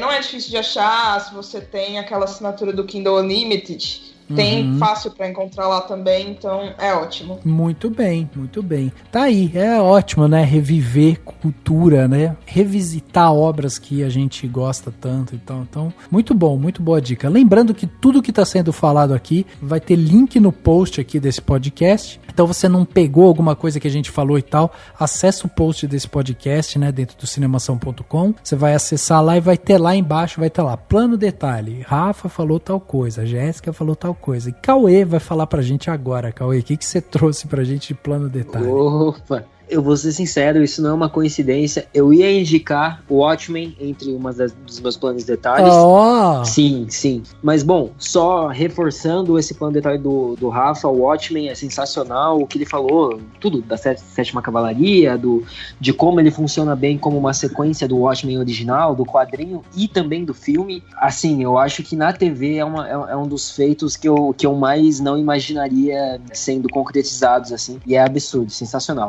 Outra coisa que eu revi nessa quarentena seria Mad Men, que eu indiquei justamente no podcast em que eu participei com a Jéssica, que é a série do Matthew Weiner com o John Hamm, enfim, Mad Men é foda. Mas o que eu ia indicar novamente, seguindo a tradição de filmes ou séries ou livros que dialogam com o tema descrito no podcast, é O Nevoeiro, do Frank Darabont. Também é sobre um grupo de pessoas enclausuradas eles estão num supermercado e são deparados com um nevoeiro que surge depois de uma tempestade. É do Stephen King, a Jéssica é fã de Stephen King, inclusive, e é um filme do Frank Darabont baseado num conto, né, numa novela do Stephen King, sobre esse grupo de pessoas que fica preso num supermercado após esse nevoeiro que ele toma conta de toda essa cidade, e são as pessoas e a humanidade, e são diferentes classes sociais, diferentes pessoas que fazem essa engrenagem que é o capitalismo funcionar. Mas, bom, é o diretor de Um Sonho de Liberdade e A Espera de um Milagre e outros bons filmes e é um grande filme. E Kubo, do Vincenzo Natali, que inclusive eu fiz uma live com o Fenômena recentemente, já é um plano detalhe por si só, que é o Fenômena, o Cine Fenômena, o Fenômena Festival. A gente está fazendo umas lives no Instagram sobre vários desses filmes estranhos, diferentes e de gênero, e enfim. E é o Kubo, do Vincenzo Natali, que também é sobre pessoas de diferentes classes sociais, diferentes vivências e essas porras todas enclausuradas num ambiente, em vários ambientes onde elas têm que sair de lá. Tem na Amazon Prime e enfim, é isso. Muito bem. Tá aí, tudo anotado aqui, devidamente anotado o que o Cauê falou, só mostrando, né, que o Cauê tá vivendo bem essa quarentena, ó, porque são 2 filmes que as pessoas ficam enclausuradas e querendo fugir do enclausuramento. Exato, tá horrível. Pois é. E aí, Dani, o que você trouxe de plano detalhe pra gente? Trazer 2 planos detalhes, um vai ser bem rápido. Brooklyn Nine-Nine tá com a 6ª temporada na Netflix. Inclusive, meus dois planos detalhes são totalmente Netflix, pra entrar no clima desse podcast, que é de um filme original Netflix, né? Então, se você for lá pra assistir O Poço, você vai poder assistir depois, pra dar uma relaxada, o Brooklyn Nine-Nine, que estreou a 6ª temporada, e se você não viu as anteriores, você pode ver as anteriores. Eu acho das melhores comédias que tem, assim, adoro, acho sensacional. E uma série que me conquistou muito, assim, que eu não tinha visto ainda, e eu maratonei total, que foi The Crown, que é uma série que, assim, se você tem interesse em conhecer um pouco da história da Grã-Bretanha e essa vivência da família real, ela é muito interessante. Ela é bastante realista, claro que com certeza tem elementos a título de dramatúrgico, mas é uma série que, assim, encanta pela atuação. E é incrível, porque nas primeiras temporadas é a Claire Foy que faz a Rainha Elizabeth. E você fala, meu Deus, ela tá atuando de um jeito absurdo. E aí depois entra a Olivia Colman, tipo, melhor ainda, porque você acha que não podia melhorar, melhor. Todos os atores excelentes, assim, fazendo, né, todas essas principais personalidades da família real. Olivia Colman, né, Dani? Só pra lembrar que é quem ganhou o Oscar de melhor atriz, né, com A Favorita. Com A Favorita, quando ela fez uma outra rainha. Outra rainha. Elizabeth. Exatamente. Era a Rainha Anne, de 300 anos antes. Mas, assim, é uma série muito bonita, assim. Ela pode ser um pouco lenta em alguns momentos, porque ela é tipo um Game of Thrones sem violência, sem fantasia e sem tantos... Sem dragões. Tanta sordidez. Tanta gente sórdida. Elas são só um pouquinho sórdidas. Mas é muito legal, assim, muito interessante. E ela é linda. Ela deve ser caríssima. Tipo, tem umas coisas que você vê e fala, meu Deus, essa série custou o olho da cara de produção. Porque ela, assim, é uma, sabe assim, aquelas salões, tipo, é muito luxuoso e muito realista e lindo de ver. E, assim, a história é muito interessante. E é muito legal depois ficar vendo o paralelo, o que realmente aconteceu. Tem alguns detalhes que podem ser realmente diferentes, mas a essência é muito verdadeira e mostra muito a essência da família real, até pra gente se questionar por que raios se manter uma monarquia em século XXI, né? Mas enfim, a série é muito, muito, muito boa. Quem ainda não viu e quiser maratonar e aproveitar, seja a quarentena, seja porque você quer ver uma série independente de qualquer coisa, The Crown vale muito a pena.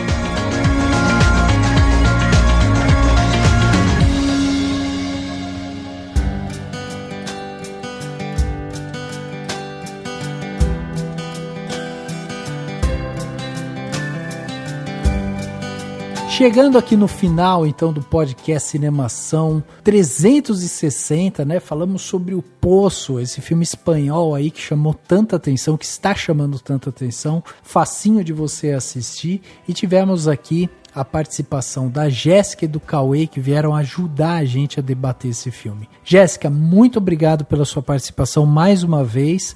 Queria que você deixasse aí, né, o convite para os nossos ouvintes acompanharem você na internet, no seu site e tudo mais, porque afinal de contas a galera vai ouvir você aqui e vai falar, pô, quero saber mais da Jéssica. Eu espero que sim, espero não ter ofendido ninguém. Mas quem quiser acompanhar o que eu faço, eu tô no Twitter e no Instagram como Capirojéssica, é fácil me achar. E eu geralmente compartilho as coisas por lá mesmo, dos trabalhos que eu tô fazendo, dos textos que eu tô escrevendo. Então é bem tranquilo, eu deixo tudo nessas 2 redes sociais. E foi um prazer gravar com vocês, foi ótima essa conversa. E eu agradeço muito pelo convite, espero realmente não ter ofendido ninguém. Obrigada mesmo, gente.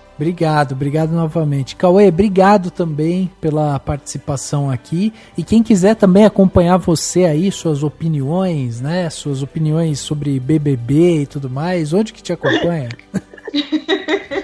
Era isso que eu tava pensando, tá ligado? Tipo, o pessoal acompanhando a gente aqui no podcast, tem uma discussão super sadia e intelectual sobre o Poço, vai lá ver no meu Twitter ou no meu Instagram e vai ver, sei lá, eu falando sobre escatologia e BBB. Mas é isso. Vou novamente fazer esse a indicação. É o Cauê, gente. É o Cauê. Essa é a essência. Não, mentira. Novamente indicar também o canal da Jéssica, o canal, no caso a página, enfim, é Capirojéssica, essas coisas todas, só porque a gente precisa de mais disso no mundo do terror e essas merdas todas. Obrigado, gente, por me terem, por esse papo super foda sobre um filme muito bom. E é isso, gente. Tropa do Babu. Show. Show de bola. Dani, obrigado também pela presença em mais um podcast. Valeu, muito obrigado. Valeu, Cauê. Valeu, Jéssica. É muito bom falar sobre esse filme. Vamos todos torcer para que nós não cheguemos ao fundo do poço. É isso aí. O podcast Cinemação 360 fica por aqui e a gente se vê no próximo.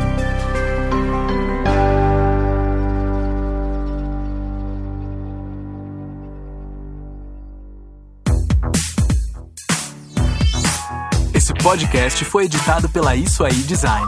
Tudo isso é forma com função. É design estratégico. É isso aí.